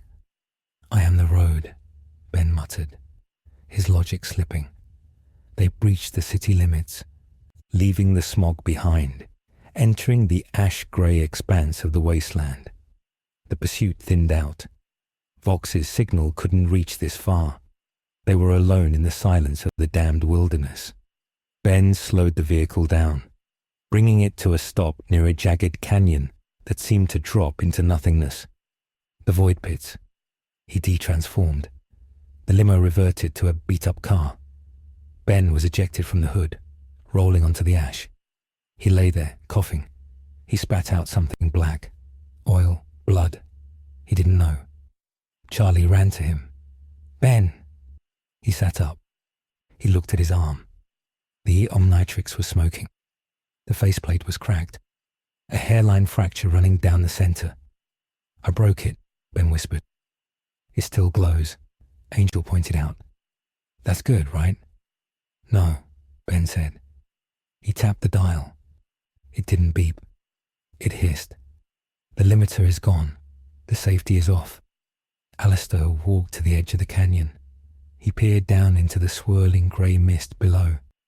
Fascinating. The boy has removed the cork from the bottle. Now, whatever is inside can come out, and whatever is down there, he gestured to the pit, can get in. Ben stood up, using Charlie for support. He walked to the edge. He could feel the pull of the void. It felt like the null void. It felt like home. We have to go down there, Ben said. How? Vaggie asked. It's a bottomless pit. I have an alien for that, Ben said. He reached for the watch. Ben, wait, Charlie said, grabbing his wrist. Look at your arm.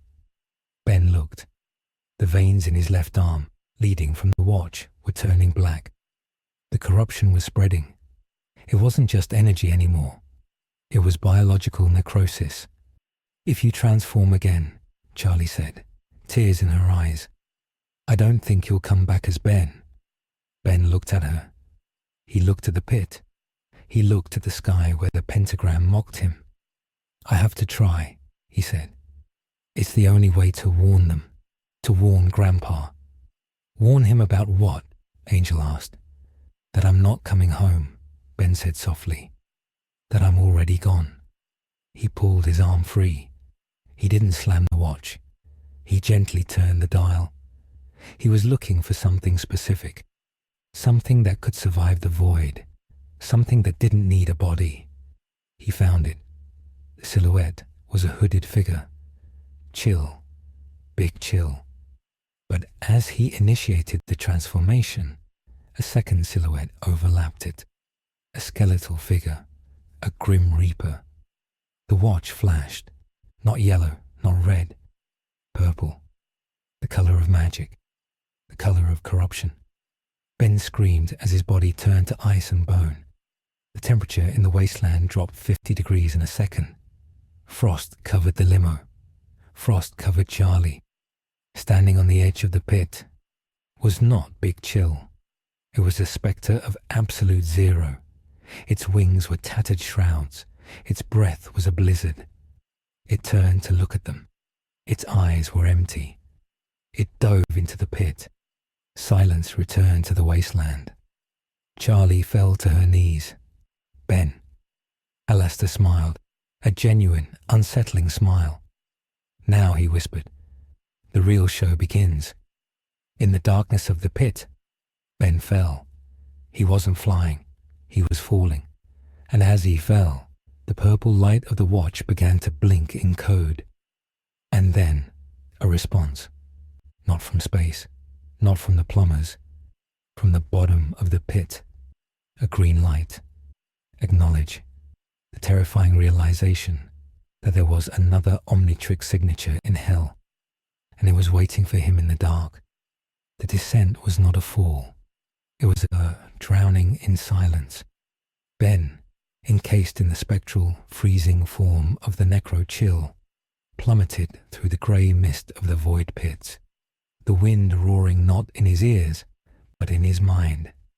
The purple light of the Omnitrix on his chest was the only illumination in a chasm that seemed to drink photons. The cold was absolute, bypassing the biological immunity of the necrophrygian DNA and gnawing directly at the human consciousness buried deep within. It wasn't just temperature.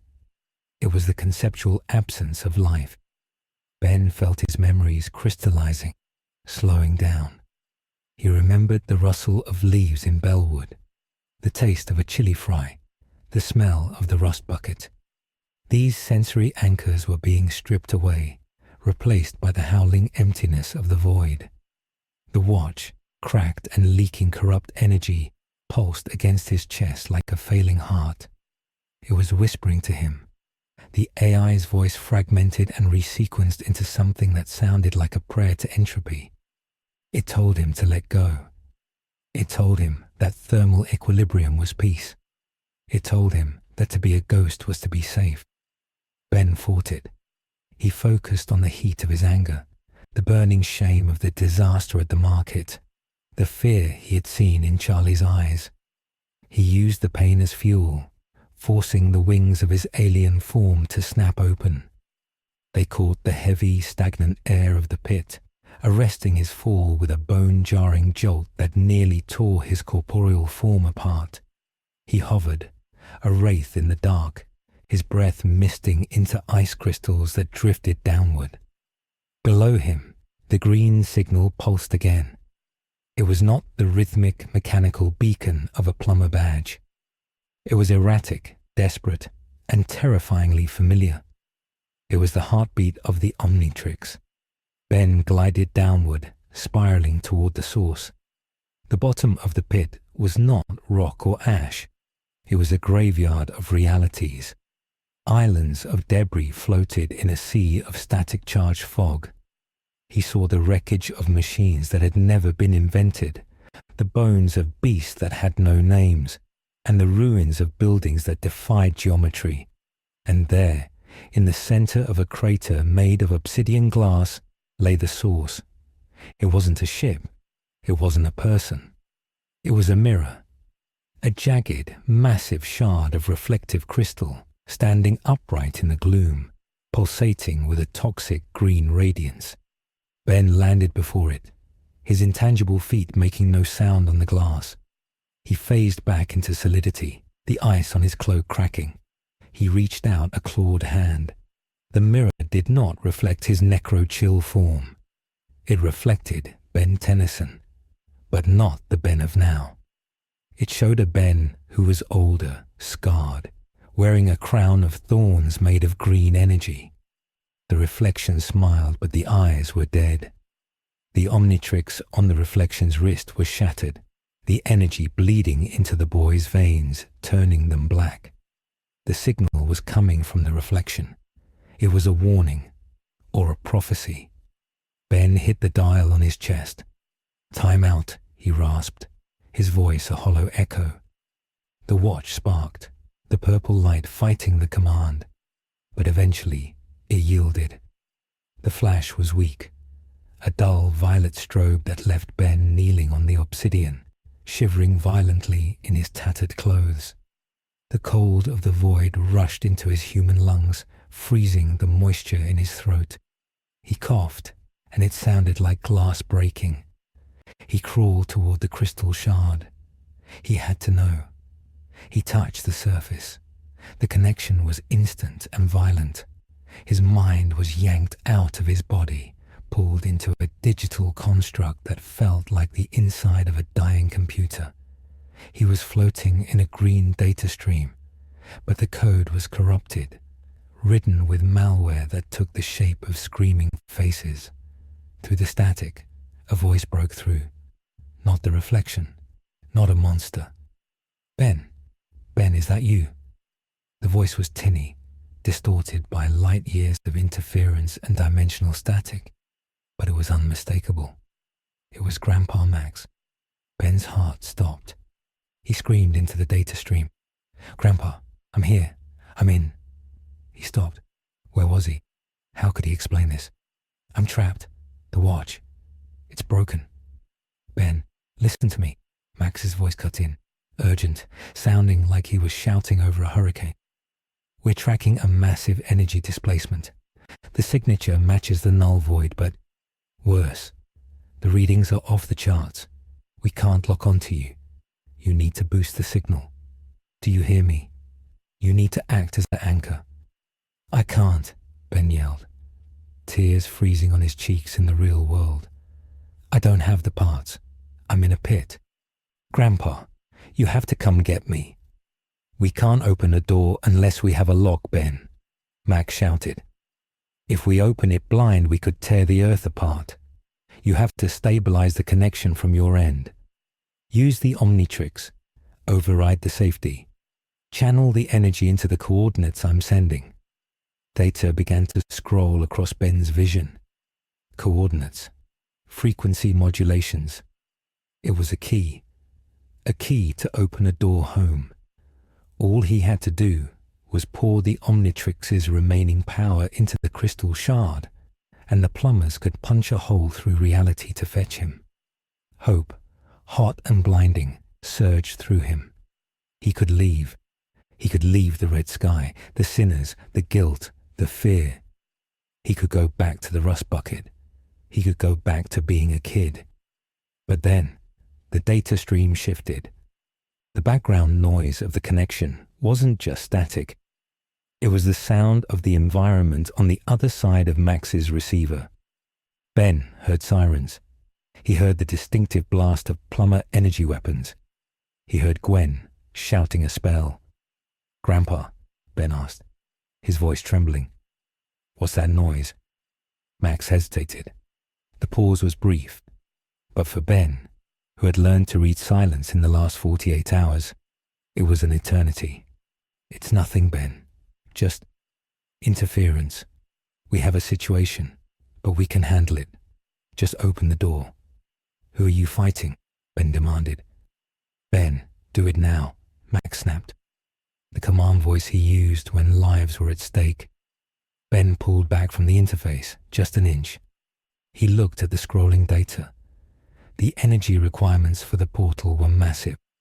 To open it, the plumbers would have to lower their own planetary shields. And if the door opened, the pressure differential between hell and earth. Ben looked at the reflection in the crystal. The scarred, corrupted Ben looked back. The reflection pointed up. Ben looked up, past the rim of the pit, through the layers of rock and mist. His upgraded senses, still lingering from the transformation, could feel the vibrations of the battle on the surface. He felt the sheer density of the malevolence up there. Vox, the overlords, the ambient sin. If he opened a door now, a door big enough for a rescue ship, he wouldn't just be letting himself out. He would be letting hell in. And if the plumbers were already under attack, if Vilgax or the hybrid were hitting them, opening a vulnerability like that would be a death sentence for Earth. "Grandpa," Ben whispered, "you're lying. You're losing." "Ben, don't be stupid." Max's voice cracked. "We can save you. Just open the door." "If I open the door," Ben said, the realization settling on him like a shroud, "they'll follow me. The thing's here. They want out. And if your shields are down..." "We'll take the risk," Max yelled. "You're my grandson." Ben looked at the Omnitrix. The hairline fracture on the faceplate was glowing with a dangerous, unstable light. The watch was a bomb. If he forced the master control now, if he channeled that much power, it might not just break the watch. It might break him. But that wasn't the choice. The choice was between his safety and his world's safety. He remembered the lesson. It wasn't about the watch. It was about the hero. "I can't do it, Grandpa," Ben said, his voice steady. "Ben, no." "I'm safe," Ben lied. He forced the words out, choking on them. "I'm in a safe place. I have supplies. I'm deep underground. The signal. It was a mistake. I'm okay. Ben, don't you dare. Don't you disconnect. I love you, Grandpa. Tell Gwen. Tell her to study hard. Ben." Ben raised his fist. He didn't punch the crystal. He punched the ground beside it, shattering the obsidian connection point. The green light in the crystal died. The data stream vanished. Max's voice cut off into abrupt final silence. The darkness of the pit rushed back in, heavier than before. Ben sat alone in the dark, his hand bleeding, his heart breaking. He had just hung up on his only lifeline. He had chosen to stay. On the surface, the situation had deteriorated from a skirmish to a slaughter. The Vox-controlled sludge had solidified into a perimeter wall, trapping the Hazbin crew against the edge of the canyon. Vox had arrived in person, stepping out of a television screen that floated in mid-air. He was 10 feet of sleek, blue-lit arrogance, electricity arcing between his claws. Flanking him were Valentino, blowing red smoke that made reality distort. And Velvet, who was live streaming the execution to the entire Pride Ring. Alastor was fighting a losing battle. His shadow tentacles were being shredded by Vox's electric surges. The radio demon was powerful, but he was old media. Vox was the future, and the future was overwhelming. Alastor was pushed back, his coat singed, his smile straining at the edges. Well, he panted, deflecting a lightning bolt with a barrier of radio static. This is becoming rather redundant. Charlie was in the air, her trident flashing, but she was holding back. She always held back. She was trying to disarm, to incapacitate. She blasted Valentino with a wave of magical force, knocking the moth demon back. But he just laughed, his wings shedding dust that induced hallucinations. "Oh, princess," Valentino cooed. "You fight like a girl who thinks she can still be saved." Vaggie was on the ground, back to back with Angel Dust. Angel was out of ammo. He was using his extra arms to throw rocks, knives, anything he could find.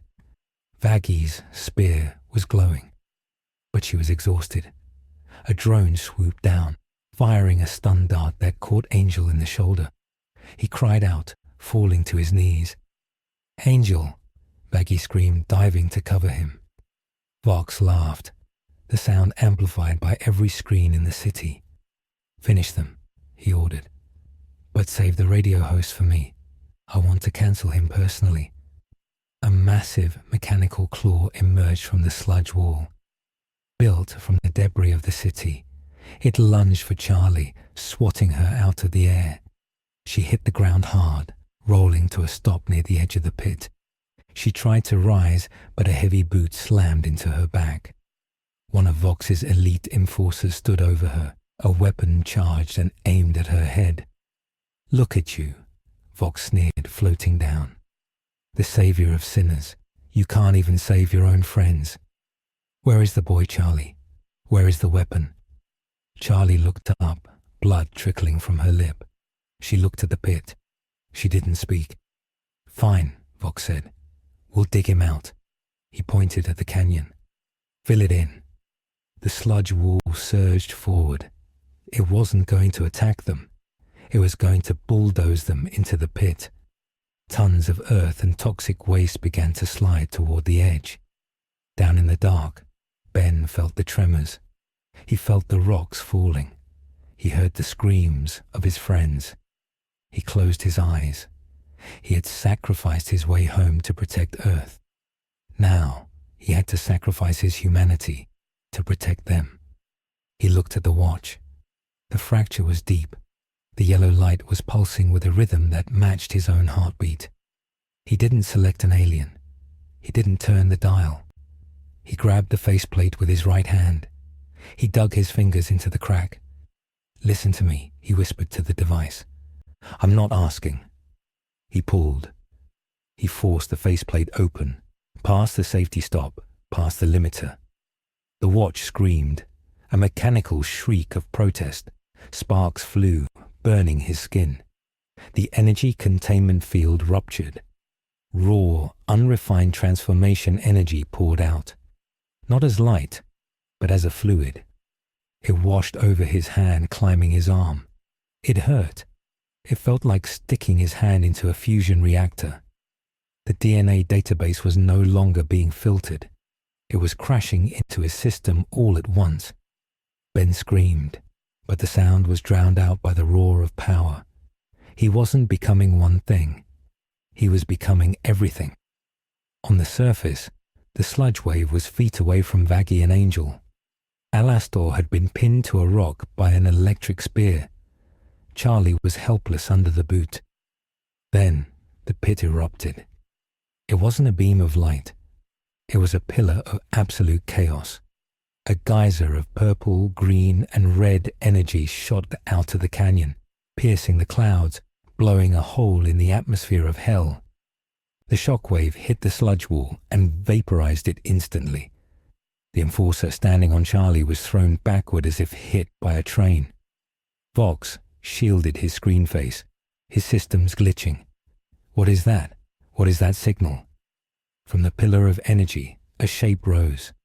It floated, suspended in the eye of the storm. It was humanoid, but only barely. Its skin was a shifting mosaic of textures. Diamond shards, orange fur, black cabling, green vines.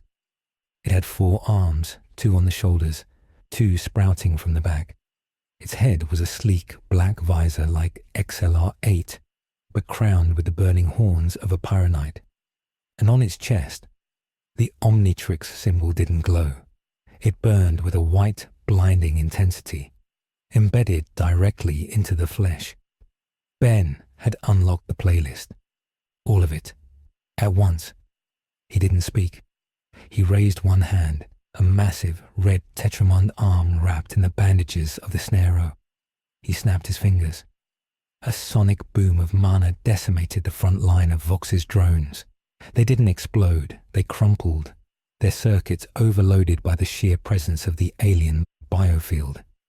Vox stared, his screen displaying a critical error message. "Kill it," he shrieked. "Kill it now." Valentino fired his red smoke. The chimera, Ben, didn't dodge.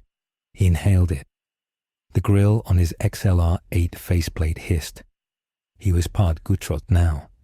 He synthesized an antidote in his lungs and exhaled a cloud of green gas that turned Valentino's smoke into inert steam. Valentino choked, clawing at his throat. Velvet tried to run, but Ben pointed a finger. A glob of stingfly slime, hardened like diamond, pinned her to the ground. Then Ben turned to Vox.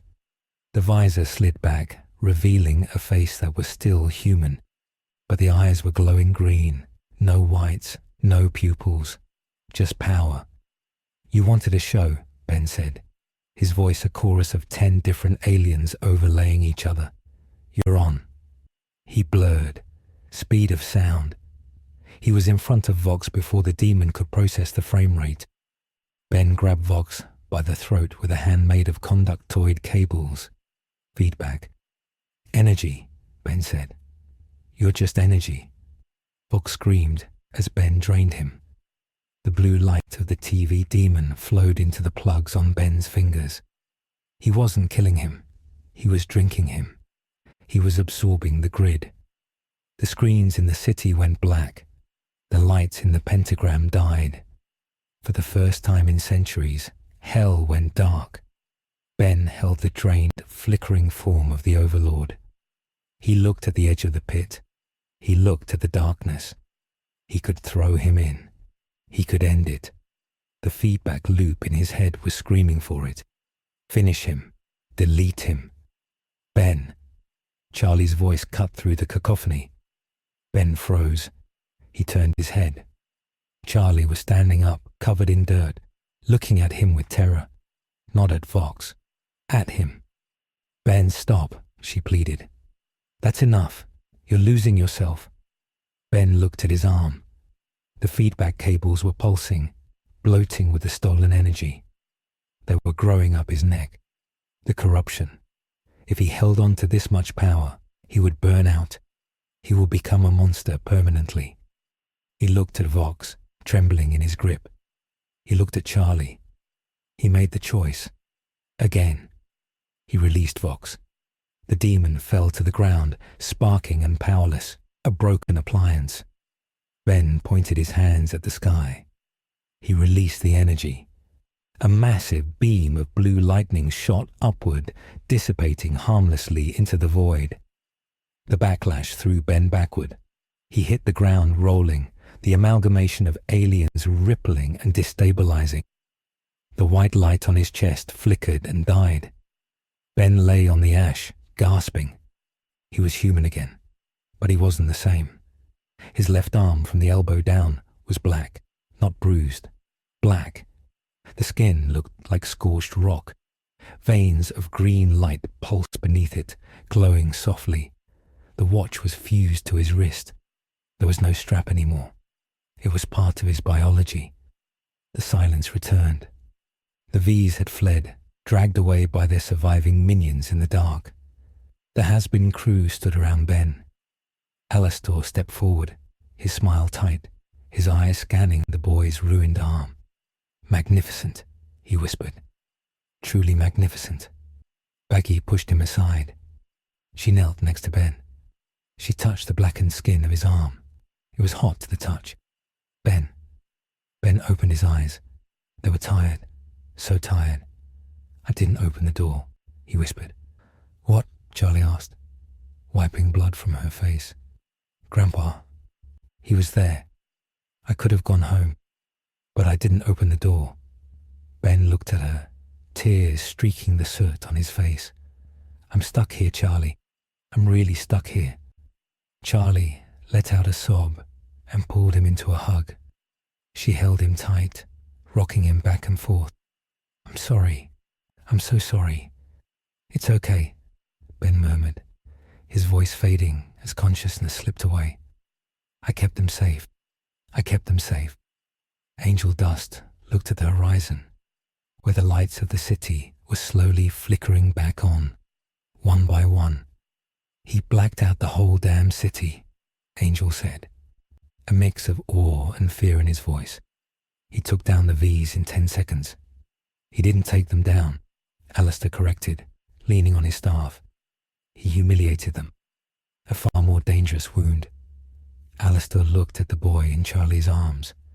"The balance of power has shifted, my friends. We are no longer a hotel. We are a fortress. And he pointed a claw at Ben, "is the king of the castle." "He's a kid," Vaggie snapped. "Look at his arm. He's destroying himself." "Transformation is a destructive process," Alastor noted. "Caterpillars dissolve before they become butterflies. The boy is dissolving." Charlie looked down at Ben. She saw the blackened arm. She felt the fever radiating from him. She made a decision.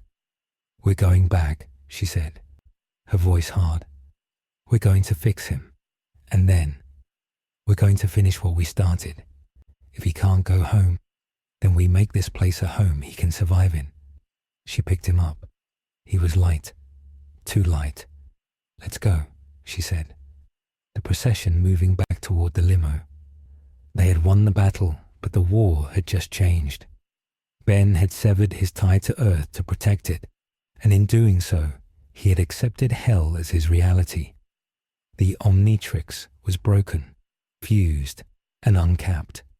The V's were alive and vengeful, and somewhere, deep in the void pits, the shards of the obsidian mirror lay scattered, the reflection of the corrupted Ben, waiting to be put back together. The small choice to lie to his grandfather had sealed the timeline. There was no reset button anymore. There was only forward, into the fire. The fever was not hot. It was a cold, digital fire that burned through the marrow of Ben Tennyson's bones.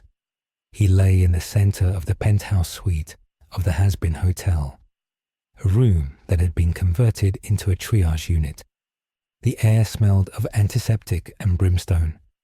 His left arm, the limb that bore the burden of the Omnitrix, was unrecognizable. The black necrosis had spread past the elbow, turning the skin into a hardened, obsidian-like carapace that pulsed with faint, rhythmic green bioluminescence. The watch itself was no longer a device strapped to his wrist. It had dissolved, its molecular structure integrating into his flesh. The faceplate, now a glowing geometric seal, embedded directly into the back of his hand. Wires of organic circuitry traced up his bicep, disappearing under his tattered shirt, seeking the heart to use as a primary power core. Ben was conscious, but he was drifting in a fugue state, his mind trapped in the debug menu of a piece of technology that was frantically trying to rewrite his genome to survive an environment it was never designed for. He could hear voices, but they sounded like they were underwater. He heard Charlie's frantic pleading, Vaggie's sharp commands, and the low, static-filled hum of Alastor standing guard. But louder than them all was the voice of the Omnitrix. It wasn't speaking English.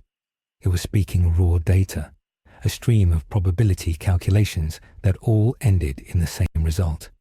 System failure, organism collapse, metamorphosis required. Outside, the sky of Pentagram City had shifted from its usual bloody red to a bruised, sickly purple.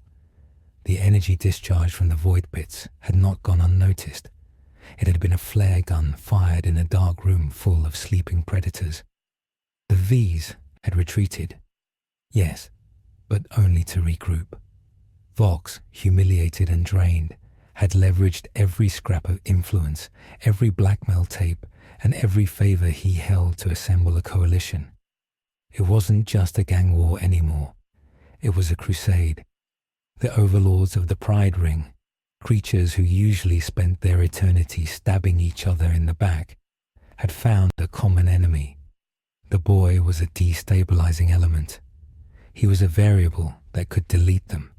And in hell, you did not wait for the variable to solve itself. You removed it.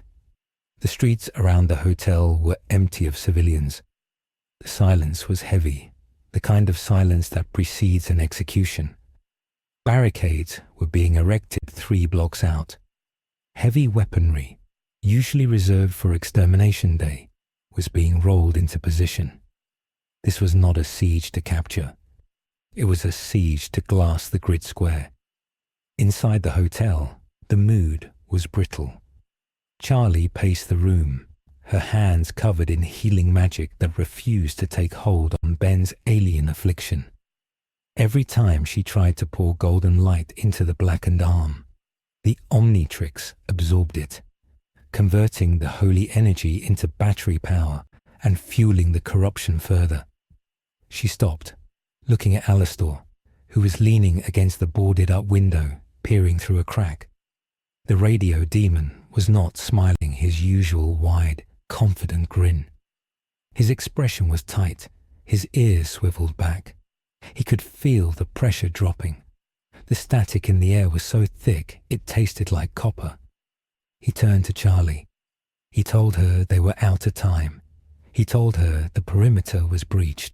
He told her that Camilla Carmine had sold them the big guns, angelic steel rounds, anti-magic warheads, stuff that could kill a royal. Charlie looked at Ben, pale and sweating on the bed. She asked if they could move him. Alastor shook his head. The boy was a reactor in meltdown. If they moved him, he would detonate. They had to hold the line here. Ben gasped, his back arching off the mattress, his eyes snapping open. They were no longer green.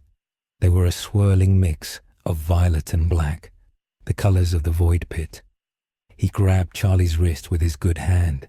His grip was bruising. He told her to run. He told her that he couldn't hold it back anymore. The playlist was leaking.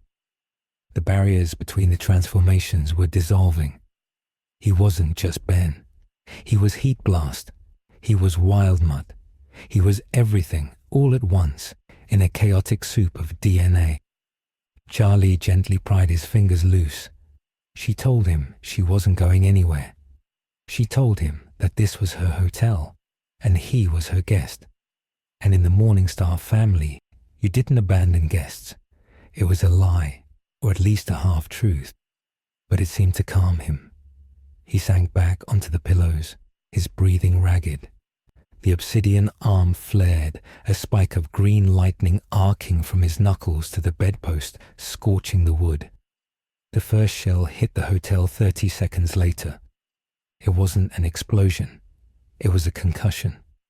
The impact rocked the foundation, shattering the few remaining windows on the lower floors. Dust rained down from the ceiling. Vaggie was out of the room instantly, spear in hand, shouting for angel dust and husk to man the lower defenses. Alastor dissolved into shadow, heading for the roof to broadcast his defense. Charlie stayed. She stood over Ben, summoning a shield of red energy, bracing for the collapse. But the hotel held. It was reinforced with magic and sheer stubbornness. The shelling continued, a rhythmic pounding that walked closer and closer to the main structure. They were softening the target. Down in the lobby, the wall exploded inward, not from a shell, but from a ram. A massive armored vehicle, covered in spikes and Vox-brand screens, crashed through the barricade, grinding the reception desk to splinters. From the back of the transport, troops poured out. They weren't low-level imps. They were mercenaries, shark demons, hellhounds, heavy hitters in tactical gear. Leading them was a figure wreathed in green smoke. Stryker, the assassin. He had been hired for one job, put a celestial bronze bullet in the kid's brain. Vaggie met the first wave with a scream of rage, her spear moving like a propeller, slicing through armor and flesh. Angel Dust was on the balcony, raining down fire with 4 submachine guns, laughing hysterically to cover his terror. Husk threw explosive cards that decimated the clusters of infantry, but there were too many of them. They were flooding the room, pushing the defenders back up the stairs. Up in the penthouse, Ben heard the fighting. He felt the vibrations in the floor. He tried to sit up, but his body rebelled. His muscles felt like they were liquefying. The Omnitrix was initiating a survival protocol. Host compromised. Threat level. Apocalyptic. Engaging apex defense mechanism. The voice in his head was loud, drowning out the artillery. Ben realized what was happening. The watch wasn't trying to heal him. It was trying to build a body that didn't need healing. It was trying to evolve him. He looked at his arm. The obsidian scales were spreading, moving up his neck, covering his jaw. He couldn't speak. His vocal cords were hardening. He panicked. He didn't want to change. He wanted to go home. He wanted Grandpa Max. But Max had hung up. Max had chosen the mission. Ben had to choose the mission too. Stryker kicked open the door to the penthouse. He didn't hesitate. He raised a long-barreled rifle, the tip glowing with holy light. He aimed at Ben. Charlie threw herself in the path, her shield flaring. The bullet hit the shield with the force of a freight train, shattering the magical barrier and throwing Charlie against the wall.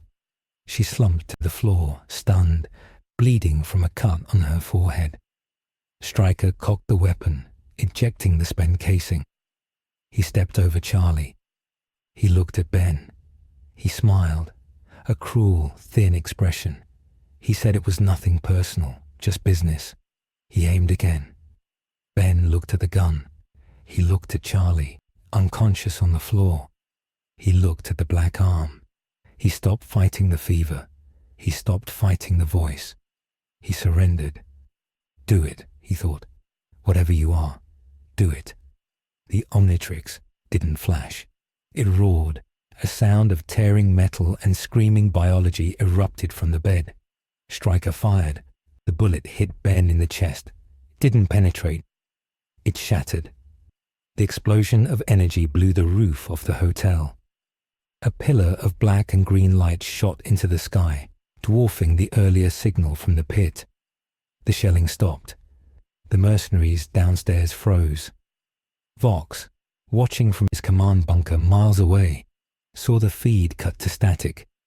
From the smoke and debris of the penthouse, a hand emerged. It grabbed Stryker by the face. It wasn't a human hand. It wasn't a tetramand hand. It was a claw made of celestial circuitry and hardened sinful matter. The figure that rose from the crater of the room was a nightmare. It stood 8 feet tall. It was humanoid, but its anatomy was a forced convergence of a dozen species.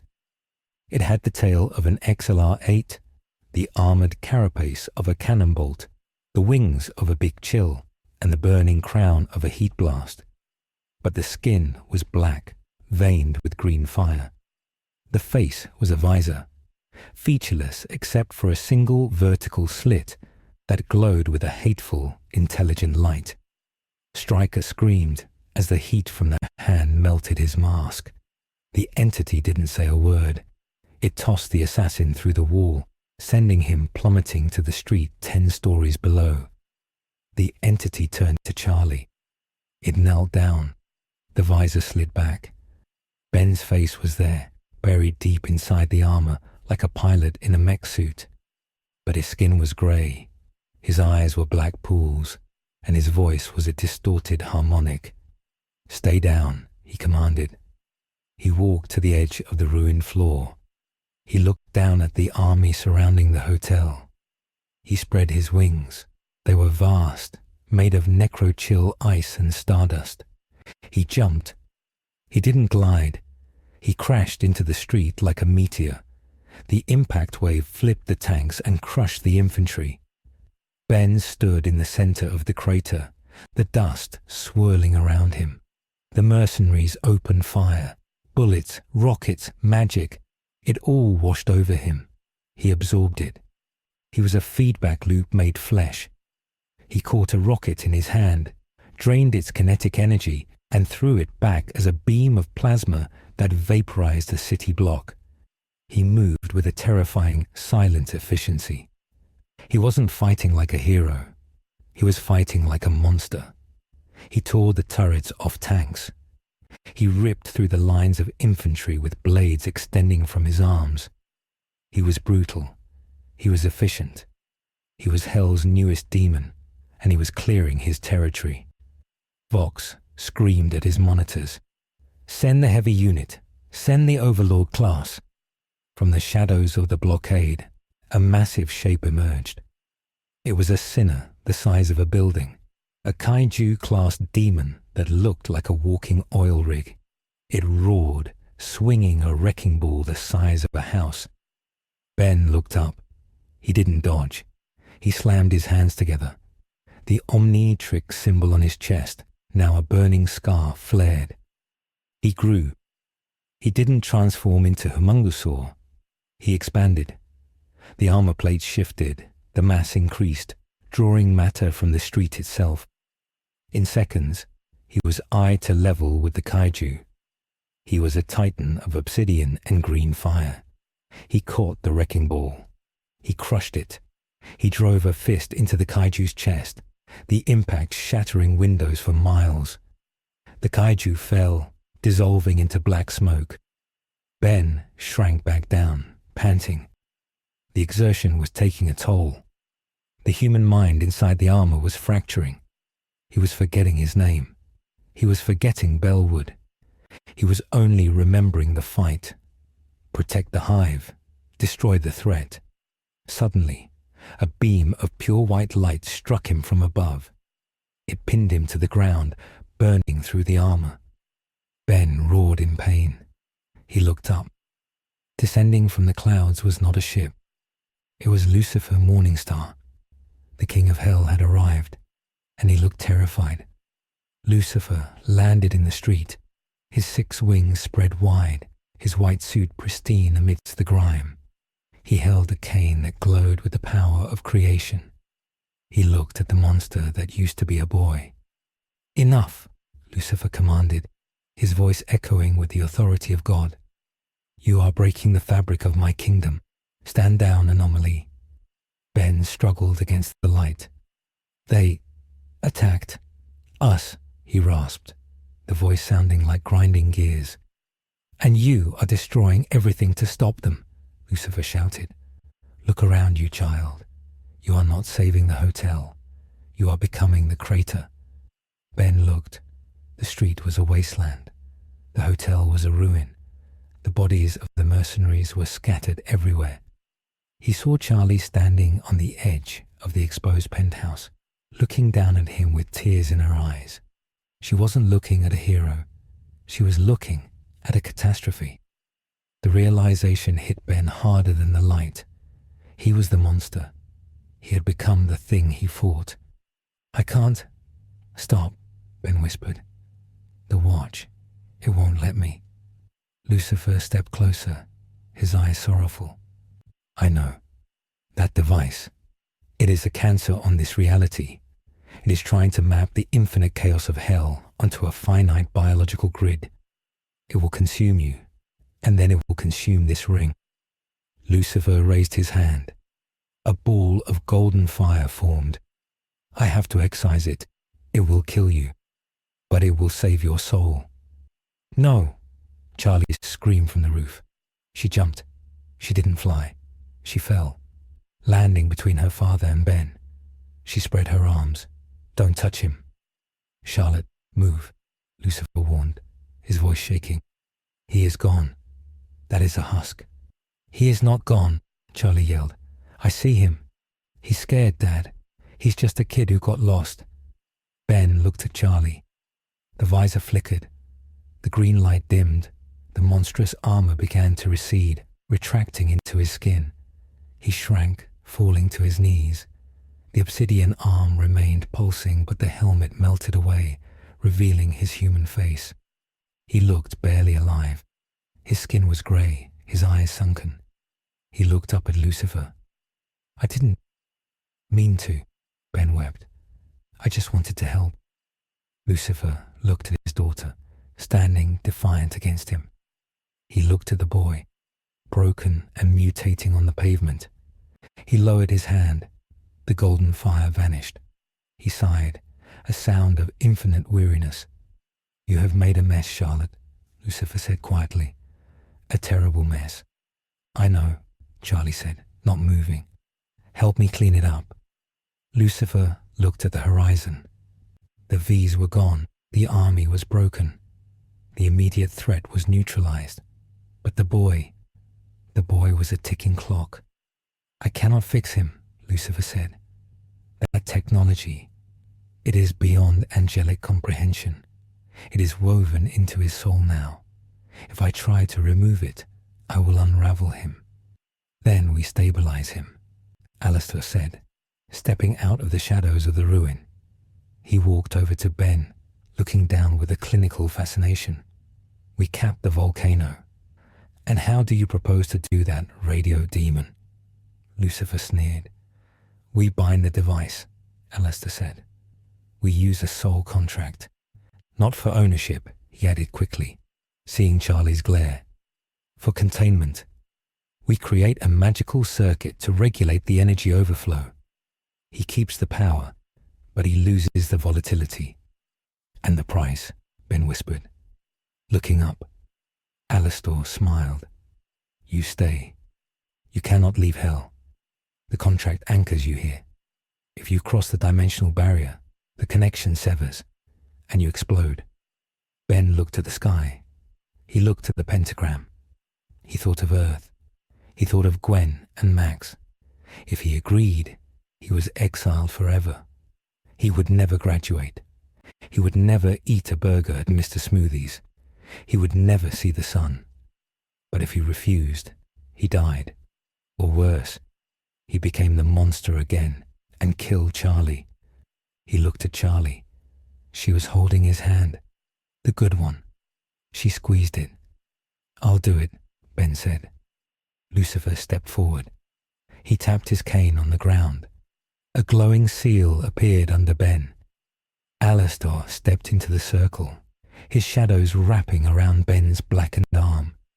Charlie added her own magic, a soft red light that intertwined with the green and the black. This will hurt, Alastor whispered. It did. It felt like being sewn together with hot needles. Ben screamed as the magic burned into the Omnitrix, forcing the AI to accept the new parameters. The obsidian on his arm stopped spreading. It solidified, becoming a permanent armored gauntlet. The wires on his neck stopped glowing. The fever broke. When the light died, Ben lay on the pavement, gasping. He was alive. He was stable. But he was changed. His left arm was forever encased in the black, alien armor. His eyes, when he opened them, were no longer human. The pupils were hourglasses. Lucifer looked down at him. Welcome to hell, Benjamin, the king said. Try not to break anything else. The aftermath was a blur of reconstruction. The V's went into hiding. their reputation shattered by the monster of the hotel. The hotel itself was rebuilt, stronger, fortified. It wasn't just a rehab center anymore. It was a neutral zone, protected by the most dangerous being in the Pride Ring. Weeks later, Ben stood on the balcony of the new hotel. The air was still red, the screams of the damned still echoed, but he was used to it now. He wore a new jacket, one Charlie had made, to cover the armor on his arm. He looked out at the city. Alastor materialized next to him, leaning on the railing. Quite the view, isn't it? It's ugly, Ben said. It's home, Alastor corrected. Ben looked at his reflection in the glass of the balcony door. He looked older, harder. The hero who fell to earth was gone. The boy who wanted to be a plumber was gone. In his place was something else. A protector of the damned, a warden of the wicked. He touched the faceplate of the watch on the back of his hand. It hummed, a low, steady sound. It was listening. It was waiting. Vox is moving again, Alastor said casually. He's buying tech from the Carmine Syndicate. He thinks he can build a jammer for your frequency. Ben turned away from the view. He looked at the door where Charlie was laughing with Vaggie and Angel. He smiled, a small, tired smile. Let him try, Ben said. He walked back inside, the door closing behind him, shutting out the red sky. The story of Ben Tennyson, the hero of Earth, was over. The story of Ben Morningstar, the demon of the watch, had just begun. There was no clean victory. There was no parade. There was only the job. And for the first time in a long time, Ben felt like he was ready to do it. Not because he was the hero, but because he was the only one who could. The timeline was locked. The crossover was permanent. And in the dark below, the broken pieces of the mirror in the void pit finally stopped glowing, leaving only the reflection of a boy who made a choice and paid for it with his world. The recording on the console in the rust bucket flickered and died, leaving the RV in total silence. Max Tennyson sat in the driver's seat, staring at the static on the screen. It had been 6 months. 6 months of scanning every frequency, every dimension, every crack in the universe.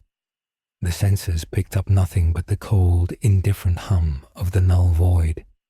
Gwen sat in the back, her spellbooks closed, her face pale and drawn. She didn't ask if he had found anything. She knew. Max reached out and pressed the button to archive the search file. He didn't delete it. He just moved it to a folder marked Deep Storage. It was the only funeral they would ever have. On Earth, Ben Tennyson was missing, presumed dead in a laboratory accident that had leveled a city block. In the history books of the plumbers, he was a cautionary tale about the volatility of alien technology. But Max kept the radio receiver on, just a low hum, just in case. In Pentagram City, the radio played a different tune. It was a jazz number, upbeat and chaotic, broadcasting from the tower of the newly fortified Hazbin Hotel. The streets surrounding the building were strangely safe. There were no turf wars here, no drug deals.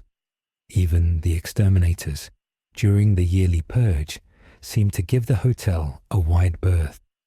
They steered clear of the green territory. A sinner, fresh from the fall, stumbled down the sidewalk, clutching a stolen bag of angelic steel. He thought he was unnoticed. He thought he was fast. He turned the corner and ran straight into a figure leaning against a lamppost. The figure didn't move. The sinner looked up, ready to snarl, ready to kill. The snarl died in his throat.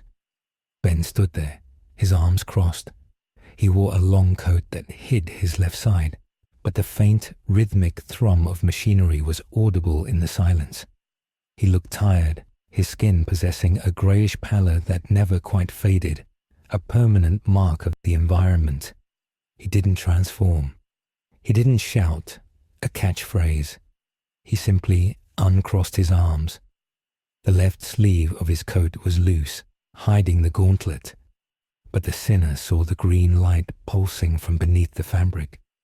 It was a sickly, radioactive green that made the air taste like ozone. Ben nodded toward the end of the street, back the way the sinner had come. It wasn't a suggestion. The sinner dropped the bag. He ran. He didn't look back. Ben watched him go. He reached into his pocket and pulled out a smoothie cup. It was filled with some sludge Nifty had blended, something that tasted like motor oil and strawberries. He took a sip, grimacing. It wasn't Mr. Smoothie. It never would be. The door to the hotel opened behind him. Charlie stepped out, holding a clipboard. She looked at Ben, then at the fleeing sinner. She didn't lecture him about intimidation. She knew the ecosystem now. You needed a sheepdog to keep the wolves at bay. She asked if he was coming in for the trust exercise. Ben shook his head. He told her he had the night watch. Alastor had sensed movement near the Carmilla district. Charlie lingered for a moment. She touched his shoulder, the human one. She asked if he was okay. It was the same question she had asked the day he arrived. Ben looked at her. He looked at the red sky, where the pentagram burned like a brand. He thought about the open door he had closed. He thought about the silence of the rust bucket. He touched the faceplate on the back of his hand, the cold metal grounding him. He wasn't okay. He was a weapon in a box, a hero in a world that didn't believe in them. But he was alive, and as long as he was alive, he could stand between the monsters and the few things worth saving. He looked back at Charlie, his hourglass pupils reflecting the fires of the city. He lied, easily and with practice. He told her he was fine. Then he turned back to the dark, watching for the shadows that moved against the green light.